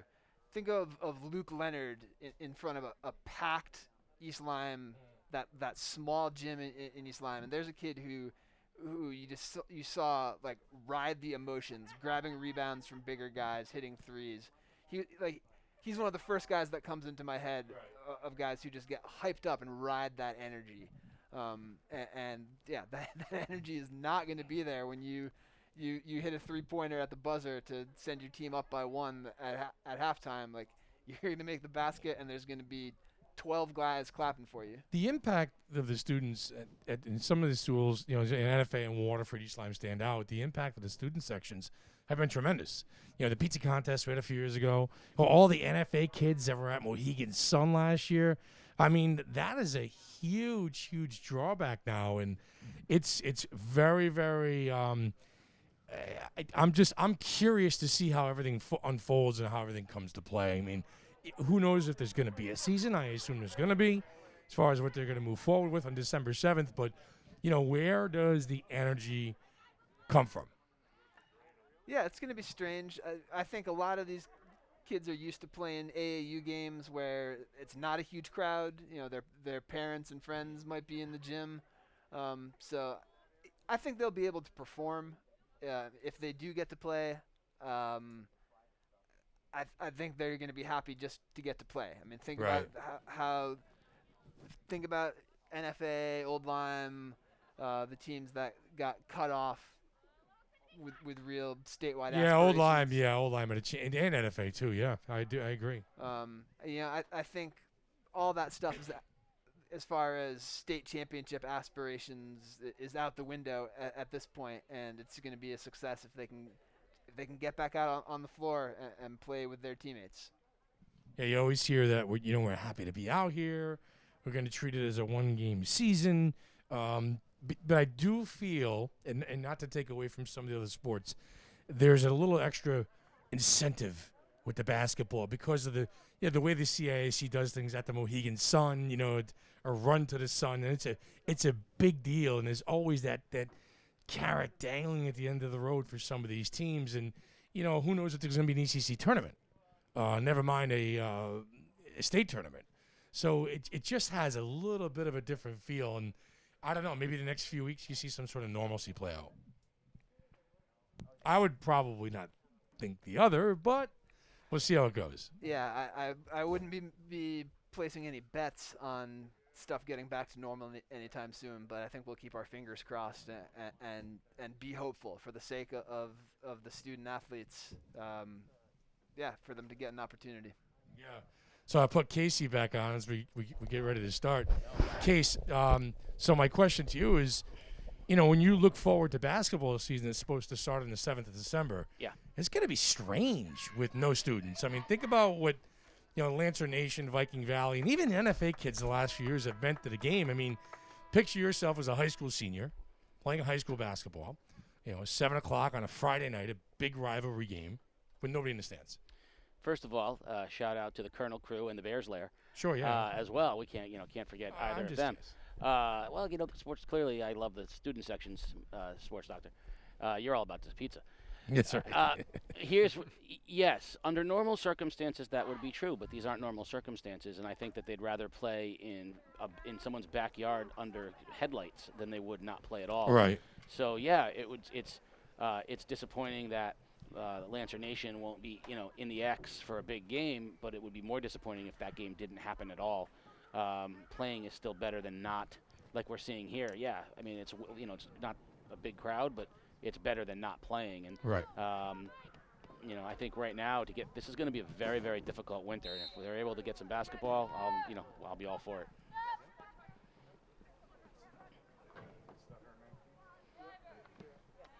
Second half action underway. Waterford now going left to right in the home blues. And there's a good ball outside, and running on untouched is Dickinson. Dickinson, nice little cut. Left foot, puts it in the middle. A shot goes wide off the foot of Jimenez. There's clearly the first minute of each half is Waterford's time. Yeah, nice job by Bryn Dickinson there. Had the presence of mind to cut that ball back and play it across the box rather than try to attack the end line. I don't think she had that seam to get around the outside back, so good work by her. Nice run, O'Day and Belleville. And Pedezwa's going to play it outside and get a touchback miscommunication with Ciosi. And I will say there's nothing I like more than having freshman defenders. Always a nerve-wracking experience. Well, as I say, if you're good enough to be on the field, there's a reason for, your position. And in that situation, it's always good to see those young players out there getting a good experience. Gerard and Pedezwa, a little miscommunication that time, so we're going to get a corner for East Lyme, and coming all the way down to take it is Mazzulli. So Mazzulli is clearly the designated setter of ball. She has been the person that's put in. Nice job from a couple of kicks earlier. Let's see how she does the corner. Middle of the field, head ball, weak side, nice clear. Healy got a head on it. Healy jumps in again, tries to get a head on it, plays it back out to Mazzulli now, and we're going to get a whistle. But Healy did get the head ball on it. Yeah, lucky on Waterford's part there. I'm not sure how you leave Healy that open inside the box on a corner kick, but nice head ball to the far post, just couldn't find someone on the end of it.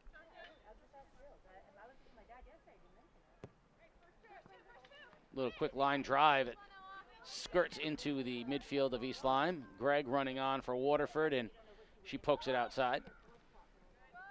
A change what we saw in the first half. We saw Waterford put it under pressure, in East Lyme's end, and now we're seeing the opposite early. East Lyme putting immediate pressure on Waterford's back line in the early goings of the second half. Sun now right overhead.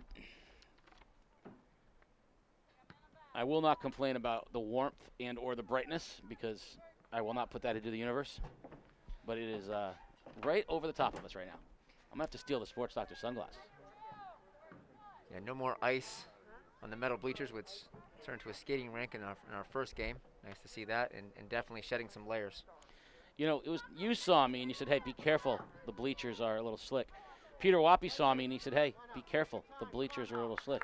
Sports Doctor saw me and asked me to move around a little bit on the bleachers. I don't know what that's all about. No, I'm sorry. Ball played outside. I love listening to the talk. Dickinson tries to beat the sideline and she can't. But I love listening to the talk of the players. They're so, Coach talks about staying connected, but that also means talking to one another. Little inadvertent push foul there. East Lyme will have a kick here. Mazzulli will step up and take it.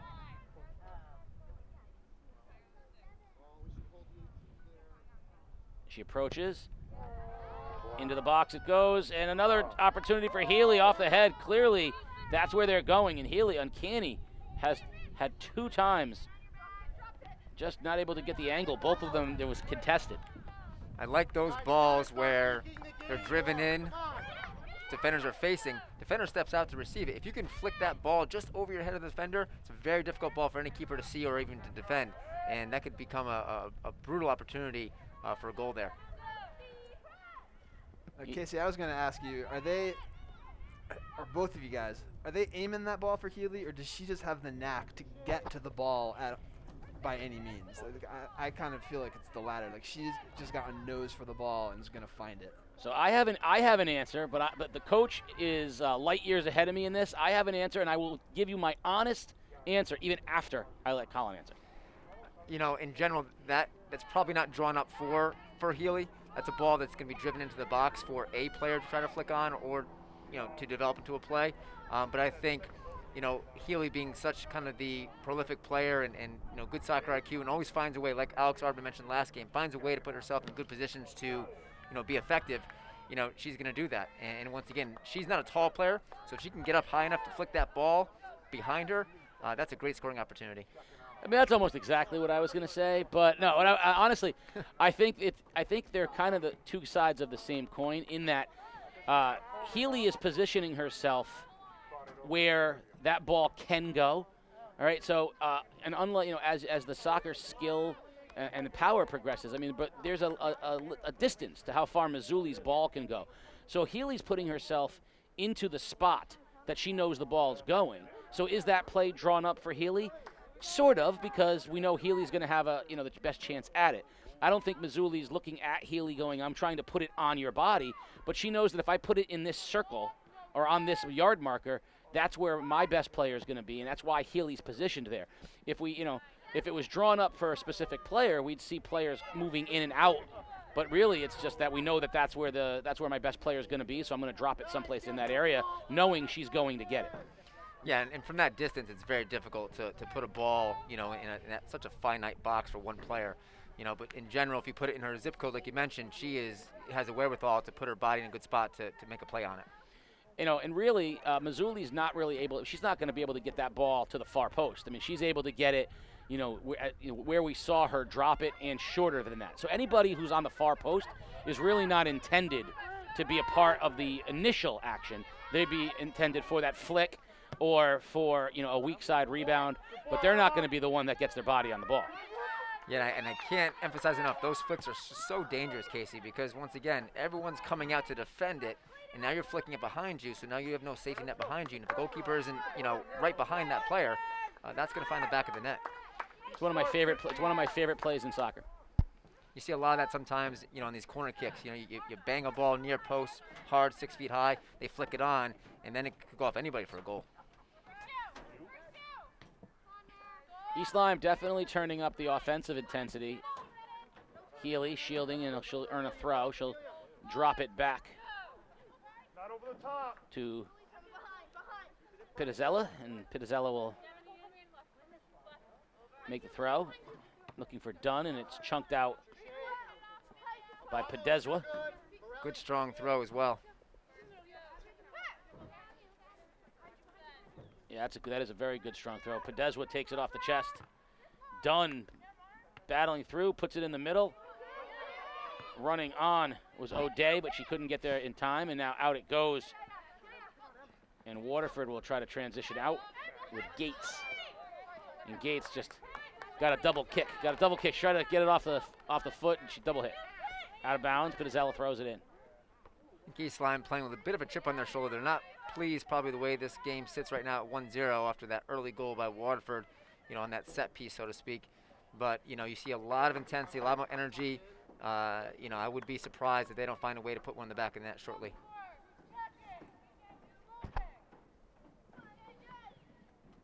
Turn. Waterford, far side.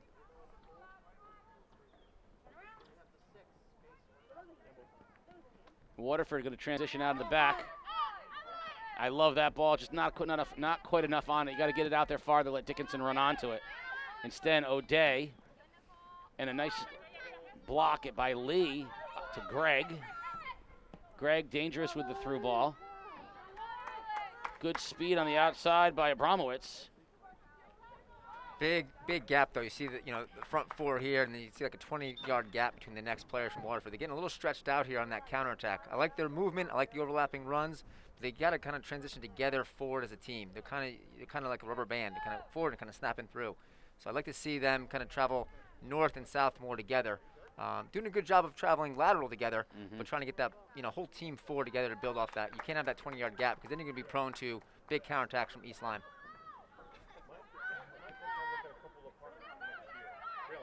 Gregg, she's going to let one fly from the 35. Yeah, she's got a healthy foot. You got to be careful of that. She's someone that could definitely put a ball in a dangerous spot from 30, 35 yards out. Gregg for Waterford turns. And a stumble. East Lyme trying to make the most of it. Can she get there in time? Look at the speed of Healy. If she can't get there, nobody can. Yeah, she is lightning fast. And look, what I love is the motor. She just did a 40-yard sprint, and she's not even no big. Yeah, barely breaking a sweat. You and I would need oxygen. You sell yourself short. You just might need a minute. I would need oxygen.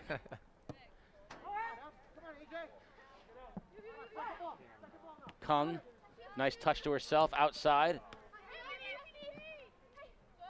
Mahoney just back into the ball game for Waterford, takes it away, and Waterford transitioning on the right side, near side, Mahoney. Some good combination play there from Waterford as well, keeping that ball, one touch, two touch soccer, knocking in those triangles. Just couldn't get it forward. Healy beats Pedezwa. It's one-on-one. Healy gets it to her right foot, lets a shot fly. Teammates in front. And done to the far post. Can't quite get it to go. Looks like a little deflection there to the far post there. Dunn almost gets a head on it. That would have been a beautiful goal. Give Pedezwa credit. She battled with Healy. It made it at least difficult for her because Healy beat her to the inside. And it'll be a corner kick on the far side for the Vikings. Yeah, Pedezwa's trying to match Healy's speed with a little bit of her strength. Did a nice job there. Corner kick, Vikings. Ball in the air. Loose. Belleville. And a nice job by Gregg. She'll have to punch it out. And Kung will settle it on the other side, put it right back in the zone for the Vikings. Yeah, Greg, a very strong player down the middle. You know, we talk about siblings. You know, she's the younger sibling of James Gregg, J.R. Gregg, former Waterford soccer player in his own right, great player. So a lot of soccer pedigree in the field today on both sides of the ball. Kung with Gates. It'll be a Waterford throw. And hustling down to take it is Emma DeVito. Now she's going to defer and give it up to Podeswa. For Waterford, number 3, Amelia Allen. Podeswa, strong throw. Kung stepped to it though. No whistle. Dangerous as Kung hit it off her own teammate. There goes Healy, running with Podeswa. Healy beats Podeswa to the outside, left foot, puts it in front. Dunn battling, back to Healy. Healy gets it off the right foot, sends in a shot, and off the line comes Ram for the save. Another nice job by Podeswa trying to shut down Healy. Only small mistake she made there is she kind of dove in at that last second. You can't commit your weight forward against the likes of Healy. She has the ability to break ankles and get by you with some serious speed. But nice job by Podeswa shutting her down. Sports Doctor, you got Coach Redding. Dude, Coach, you got some opportunities here in the second half. Yeah, we had a little talk at halftime. Hopefully that pumped the girls up enough to have them get in there and do what they're doing. So it looks a lot better than the first half, definitely. You guys played last night at Stonington. Team didn't get home till 9:30 last night. Home game. It was a home game, but yeah, it was a late game, 7 o'clock start, and it was freezing. All right, so a little fatigue, or are you guys gonna be all right? Oh, we'll be all right. It's just, getting in our groove. Bounce back that fast after a game, a good hard-fought game, but, we'll make it happen. We'll keep working hard, keep digging it out. All right, good luck, Coach. Thank you. All right. Casey? Tell her to have 2 more Twix and a Mountain Dew, and she'll be ready to roll. Colin, you mentioned the Podeswa mistake, only thing she did, and there's a shot. And Ram, and she gets on it. That the mistake was getting the weight forward. Is that similar to falling for like a head fake in basketball? Just getting your weight forward and allowing the crossover dribble or the weight distribution? Yeah, for sure. It's kind of committing your weight toward the fake, and like into a Allen Iverson crossover. So you want to make sure that you're keeping your weight, over your hips, not committing too far forward, especially with those quick players. And Podeswa kind of went in for that little tackle, and Meredith got around her, and thankfully, she kind of ran out of real estate. But yeah, that was the only mistake she made there. But that comes with experience. You have to understand, these are some quick players with good skills, and you want to just kind of delay. Make them make the mistake, then take the ball away from there, especially in that defensive third. They're going to get Healy on a. Nope, they're going to get. Yeah, they're going to get Healy. So, whistle there, dangerous play, and we're going to.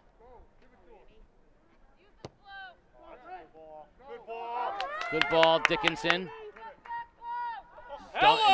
Dunn just buried Dickinson. So they're going to call a handball against Dickinson instead.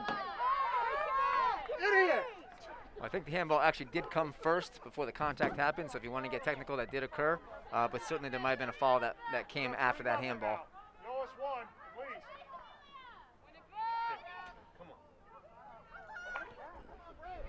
Waterford definitely turning it up right now, and there comes O'Day. Will play it back.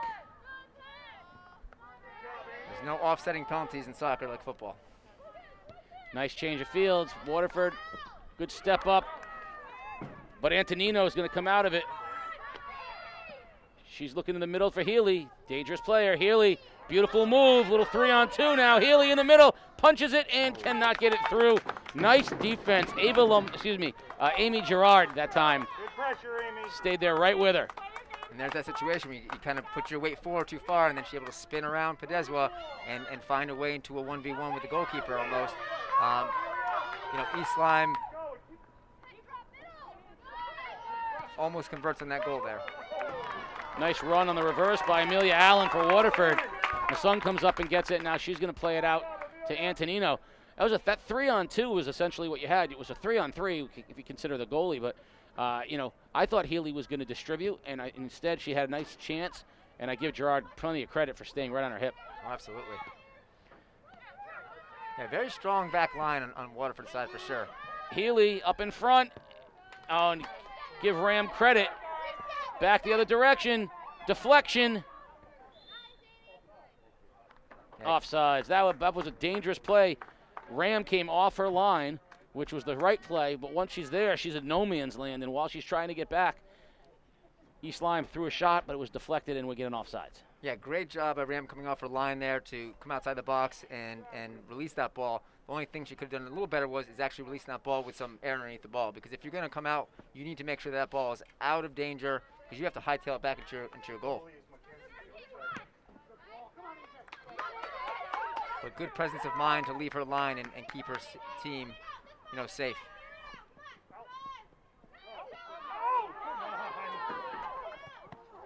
Hey, do we have I'm going to ask this out loud. Do we have a goalie change? I believe Mackenzie Gregory is in the game as keeper for Waterford now. And I've been saying Ram. For Waterford, number 23, Lily Abramowitz. I believe we have a keeper change. Lee, and number 6, Emma Morelli.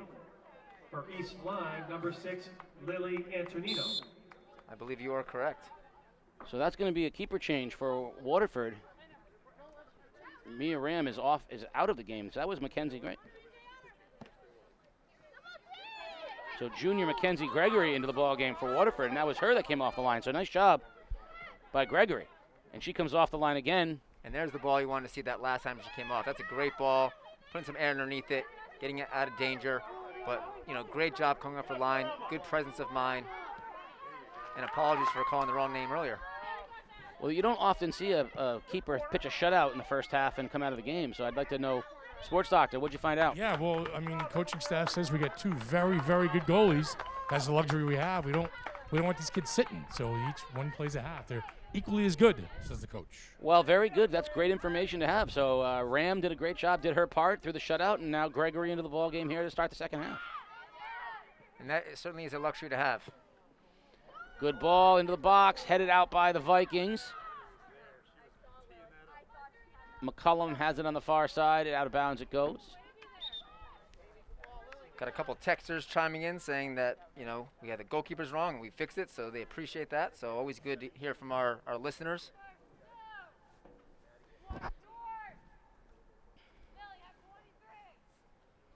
So we'll have a goal kick here for East Lyme.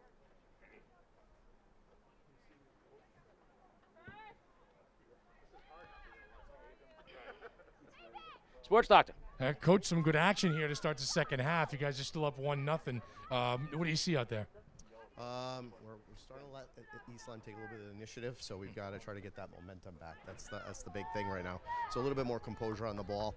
We try to become a good passing team, and we've been struggling a little bit with that today. I think getting the goal so early almost kind of took us out of our play a little bit, and we've been rushing a little bit. So, we're defending really well. Can't be happier. Little balls like that, I can see we're just not having that composure on the ball that we need. So good luck. Hopefully get the second goal. Good luck the rest of the way, Coach. Thank you. I appreciate it. Case, well, hopefully, like you said, 2-0. Hopefully get that second goal. Well, then it becomes 2-0 with under 20 minutes remaining, which is definitely dangerous. So I just want to go, we appreciate all of your help out there for those of you who chime in and let us know that we're calling something wrong. I also had 7 texts from one person, from my dear friend J.R. Traponi, who I'd like to remind, if I don't get your first text, I'm not going to get the ensuing 6, because, I'm broadcasting a game.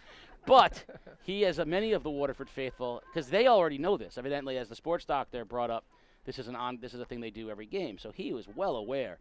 But I apologize, JR, if I was bothering you by saying Ram's name instead of Gregory's name. I humbly offer my apologies to you.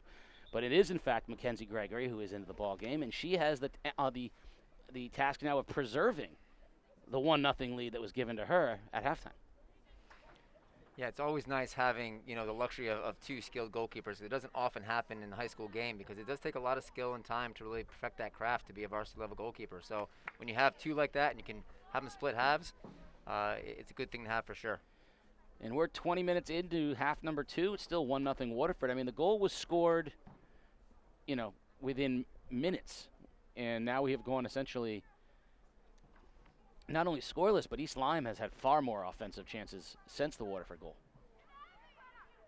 But as you see this time tick off, here we are in the latter end of the second half here, just under 20 minutes. You know, it's going to become a situation where they have to play a little bit more direct if they want to try to get that equalizer, because, you know, it's going to become more of a initiative on Waterford's part to play a more defensive game if they have that 1-goal lead as time wanes. Center in front, deflected. East Lyme trying to put it back in. Here it goes. Healy, and that's a great job. Waterford stepping in defensively, playing the ball. In the middle, Healy plays it back out to Belleville. And not a no talk there, as Belleville and McCullum were about to run into each other. One of the texters on my end, Case, being a former soccer great in his own right, Roger Robinson. Roger, a goalkeeper extraordinaire, one of my former goalkeeper coaches at Montville.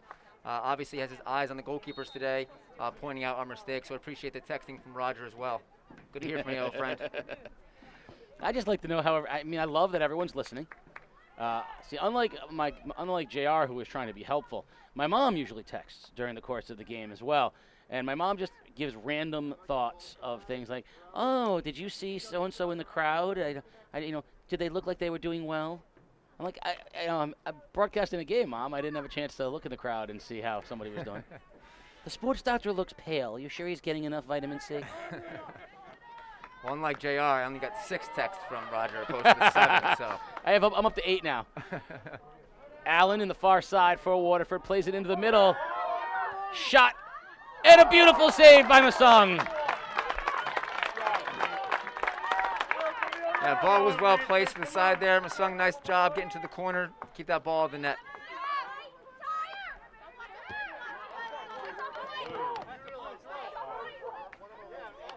Morelli had a nice, I wouldn't call it point blank, but had definitely a nice look to get a shot on goal, and she got enough on it to, force the keeper down to the ground. Yeah, that could have been easily a 2-goal lead, which, the way that things are playing. Now here's a great ball right in front. Shot and a save. What a save by Gregory. Yeah, great job staying low like that. You knew that ball was going to be low in the frame. She goes down to her knees, keeps that ball off the frame. Nice job there. Put right back in, and Gregory will let it roll out. Caitlin White couldn't have asked anything more. She settled it, had the shot, and just couldn't get it home. Probably East Lyme's best opportunity in the second half, maybe in the game there, and Gregory stymies that opportunity. Re-entering for Waterford, Greg. number 9, Ella Bousquet, number 8, Kendra Gregg, and number 16, Maddie Myers. Bousquet and Myers. Greg, Bousquet, and Myers all back into the game for Waterford. Goal kick, Gregory will take it. Healthy goal kick, too, out of the keeper.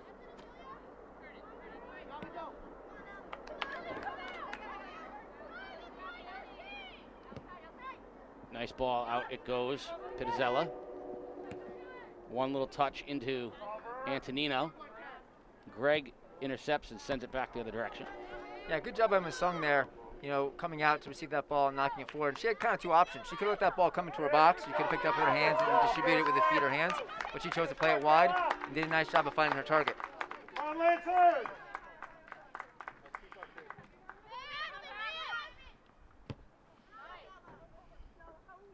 DeVito put it high into the air. Greg tries to put it out wide for Allen. A little too much on it. Allen fighting for it with McCullum, and out of bounds it goes. So it'll be a goal kick for East Lyme. Yeah, great ball winner by McCullum, too, and that big ball in by Waterford. Got up in the air and won that head ball, keep that ball out. That's a great job. I mean, center backs, and the outside backs, one of their big jobs is to win those defensive headers, and she did a nice job there.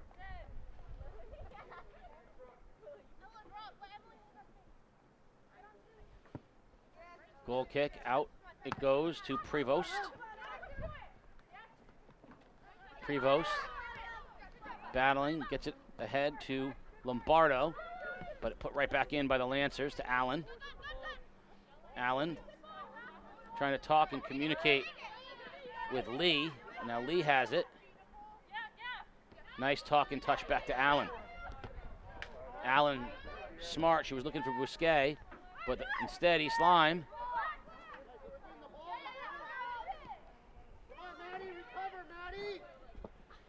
Dangerous ball. Healy running on with the speed. Oh, but really well done by Morelli. Waterford's Morelli took the right angle, shut her right off. Excuse me, check that. That's DeVito. DeVito checking it in. You know, numbers are not always easy to see, the 5s and the 9s. That's DeVito, and she really did a great job. So DeVito took the angle that we talked about there, because we know Healy's got the speed to the outside. And so she, rather than try to chase with her, found the spot, headed to the spot, and cut her right off. Yeah, it's about positioning defensively. It's not about that foot race all the time. And you can hear, you know, Coach Gilly over here, you know, urging his players to recover, right? Because they know the speed of East Lyme has, you know, in those transitional balls. Yeah, I've been really impressed in general with the back line of Waterford and sort of the understanding. They know where Healy is at all times. They're matching that speed of East Lyme with, you know, good fundamentals and sort of an understanding of angles, and that's really helpful. I mean, DeVito we've seen do it. We've seen Podeswa do it. Yeah, I mean, not to be cliche, but defense does win championships, and you don't want to win games 6-5. You want to make sure that you're in a situation where you keep that shutout. That's great, but lower goal-scoring games are better as a defensive unit, and certainly Waterford's doing a great job of that today. Good ball. Emily, get involved. Waterford pressing the action, sending the forwards up to help try to clear. East Lyme really just keeping the ball in the offensive side of things now. Under 12 minutes remaining here. Far side throw in Vikings. Amelia Allen doing a nice job checking back in and come receive that ball. You got to keep that work rate high. I know we're in the latter part of the second half here, almost 10 minutes to go, but you got to make sure you keep that work rate high. You can't expect that ball to come to you. You have to be first to it. Centered. Healy tries to get to it first, but Gregg does a nice job punching it out with her foot. Pizzella. Oh, nice takeaway. Nice takeaway. Really good patience on the part, you know, of Bousquet there to just wait for that ball to come off her foot and then take it away. If you challenge for that ball, you might be on the receiving end of chasing that attacking player, but she waited for that first touch and took it away. Under 11 minutes now as the clock starts ticking down. That 1-goal Waterford lead still sitting there. It occurred early in the first half, first 2 minutes of the game, and now, or first minute of the game, and now it's holding up. Gregory letting it play out with her defense, and yeah, nobody on that weak side at all for East Lyme. If they had a weak side player there, that would be a good opportunity. no, so you know, DeVito just comes across, clears it out, lets them reset.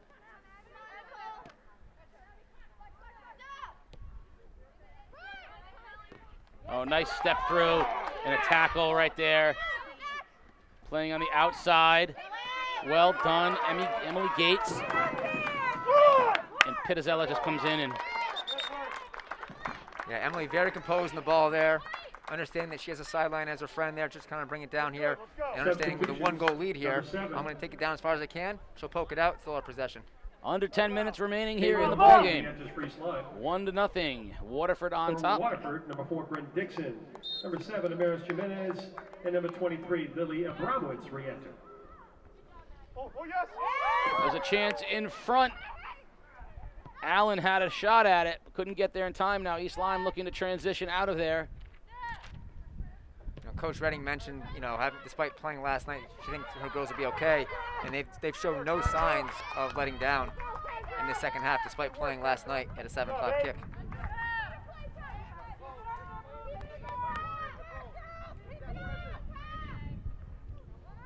East Lyme turning up the offense. Waterford now. Nice ball for Dickinson, and she's stoned by Pizzella. DeVito puts it right back in to Dickinson.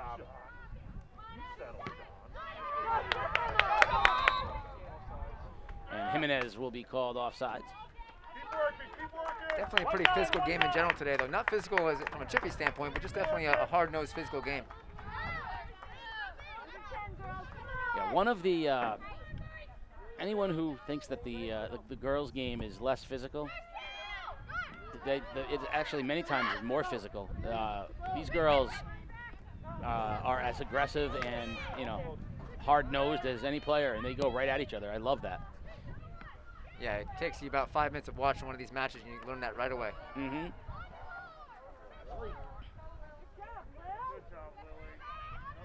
Nice ball in the corner, and it'll be a corner kick for East Lyme. I scheduled my 7th grade boys basketball team to play the 7th grade girls basketball team in Colchester. We were going to do a little friendly back and forth. About 2 minutes into the game, my center had a bloody nose, and my son came off, and he goes, "They're elbowing us." And I was like, "Oh, stop. You won't be making fun of the girls anytime soon, will you?" Guess it wasn't much of a friendly. No, they were great. They wanted to beat us so bad. It was awesome. And our boys were terrified. Panel over panel into the middle. Healy gonna do a little footwork and nice poke. Dickinson. But it'll be a corner kick here on the near side as we're down 7.5 minutes remaining and counting. So they'll send Mazzulli down for the corner. We've seen her put a lot of nice balls into the 18, and they're gonna send Healy. Now look where Healy starts from. And look where Healy runs onto. And we'll see her find this ball. Low curl, Healy, head ball, deflected, but there's Gregory. And that ball was going to Healy. She always finds a way to get there. I have no doubt in my mind that on that particular play, Healy told Mazzulli that this is where I need you to put it, and she did. And she got the header on it, but Gregory was right there. Nice ball, Allen. Allen has a step. Allen shot, and she scores! Amelia Allen puts the Lancers up 2-0. Another young up-and-coming player, Amelia Allen, sophomore in her own right, finds a way to the back of the net, has showed a lot of pace in the last 10 minutes or so.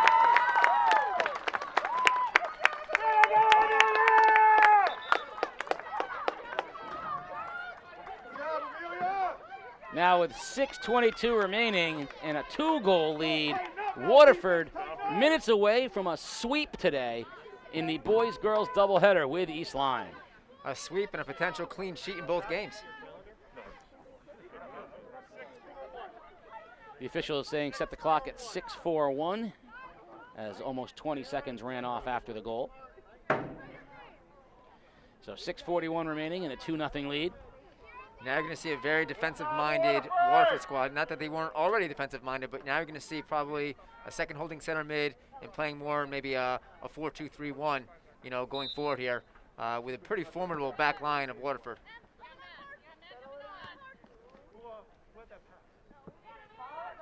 And I think they're just going to let Allen roam forward like you saw there. And if she gets a chance to just go take some time off the clock and make another run, so be it. But you're right, everything else is going to be cleared like so. And you're probably going to see a few more Viking players push forward here because they need to make up some serious, differentials here in a matter of 5 minutes. And we are now down to 6 minutes remaining in the ball game. 2-0 Waterford on top. Goals from Lily Morelli and Amelia Allen have the Lancers up 2-0. You wanted to say Whalers, didn't you? I did, not because of the New London Whalers, but because I'm getting text messages regarding the Whalers 14U I believe they're out of Newington and Cromwell over the noises of Colchester. Touch out and back. And this is all great soccer right now, but right here, they have to transition this into something offensive because they cannot have the ball stay down in this end because they're down to 5.5 minutes. And every time, all the time that this ball is down here, I can hear the clock just going tick, tick, tick, tick, tick, tick. Yeah, the beautiful game of soccer has to kind of go out the window right now. You have to play a very direct brand of soccer and play the ball forward. It can't be short, long. It needs to be direct, quick, and you got to throw numbers forward. You have to get your horses involved and just throw those numbers forward as fast as you can. You got to, maybe play 3 at the back if you have to. Maybe a 3-4-3. Here comes Mazzulli, set piece. That's not the ball she wanted, but she gets another crack at it. Puts it up high and sails it left and wide. Goal kick, Waterford. Yeah, if you want to get one, never mind 2 for the equalizer. You really need to make sure that you're playing very deliberately forward and giving some targets up there to receive it. You can't play a lot of long balls you run onto. Maybe more target forwards that can lay it off and get those guys involved. But it needs to be every single possession you have. 4:35 remaining here in the ball game. 2-0 Waterford on top. Goal kick for Waterford. Gregory has a heck of a foot off the goal kick. Prevost. Little flick to Belleville. Up ahead to Healy now. Healy, nice spin move. She's got Dunn to the outside. Healy trying to take it herself. Great defense. Gerard just stoned her, stepped up, played the ball, took it away. Yeah, Gerard very composed there, knowing that the clock is on her side. Why play it away and lose it potentially? Let's keep it. Take away some precious seconds here. It's about the W. Healy now plays it back to Antonino.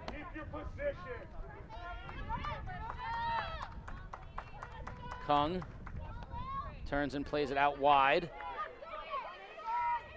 I might play the keeper there and have her launch a long ball from the feet. If she plays it back nice and easy on the ground, she might be able to get into one and get that ball forward, because I'm not sure if that ball was going to be played wide under possession from Kung there. Yeah, 3.5 minutes and counting remaining in this thing, and the clock ticking down.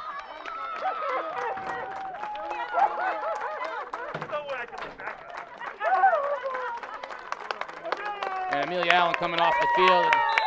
That goal so big, putting Waterford on top 2-0. Of course, after the game, we want you to follow us on Facebook and Twitter at Game Day CT. You can see the Sports Doctor's interview with the Waterford Dental Health Player of the Game, and of course the Smiles Start Here Play of the Game, sponsored by Waterford Dental Health. And we are 3 minutes away from those two things occurring, as Waterford is 2-0. 3-0 win in the boys' game, 2-0 lead here in the girls' game. And I'm sure the girls would like to punch one more in to have the whole 3-0 thing, but I don't know that the East Lyme boys and girls would be shut out in both games against many days. No. Here's Healy, brings it to the left foot, fires a shot. Great weak side defense by Gerard. No, I think if you had told me before both games that there would be potential for 2 shutouts on the East Lyme side in 2 games, I would say you're crazy, because once again, I think the rivalry alone lends itself to scoring. Yeah, and too many good offensive players, especially someone like Healy, who's so dynamic, and the boys' side as well. Mazzulli will take the corner, curls it over the top. That was too high for Healy. Going to put it right back in. Antonino plays it out wide. McCullum on the far side. And Waterford will be content to clear. Abramowitz battling for it up front and top. Now we're down under 2 minutes. McCullum puts it back in. Podeswa will settle on the outside for Waterford. And Healy pokes it away from her back to Belleville. We've seen a little bit of what we saw in the last game on the Waterford side, that once they got that second goal, you saw a lot more confidence and a lot more energy, and they really kind of flipped the script here and kept the ball, under possession more than they had in the first half. Minute and a half remaining here. Waterford 2-0. DeVito.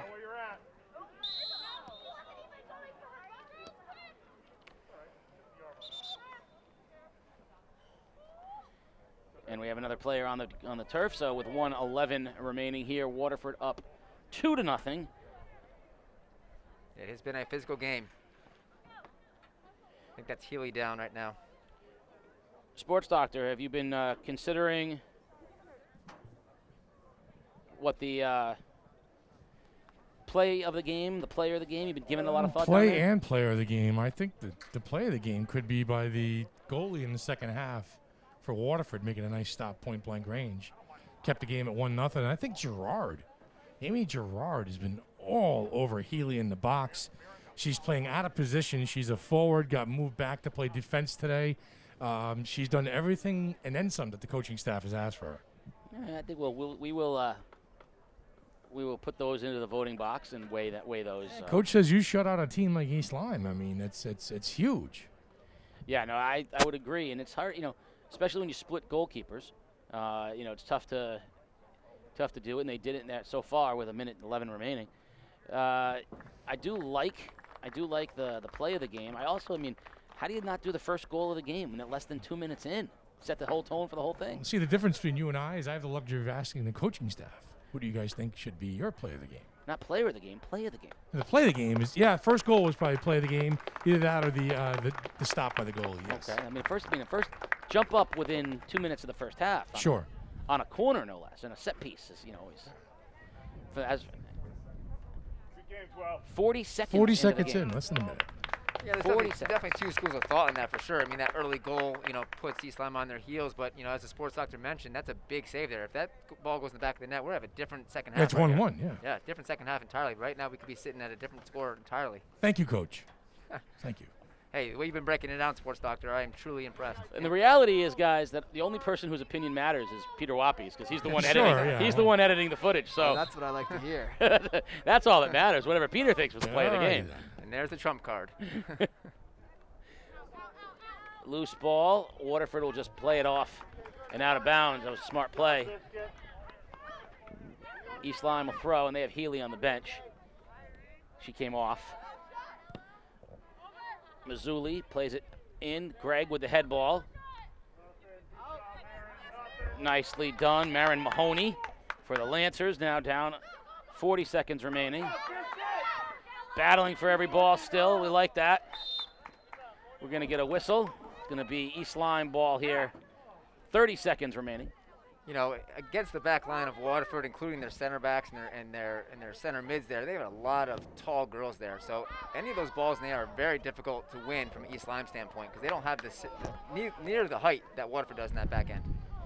15 seconds remaining and counting. The 10 seconds and 9, so this is going to run the clock out here. It's going to be a goal kick for Waterford, but I don't think we'll ever even get to that point. 4, 3, 2, and 1.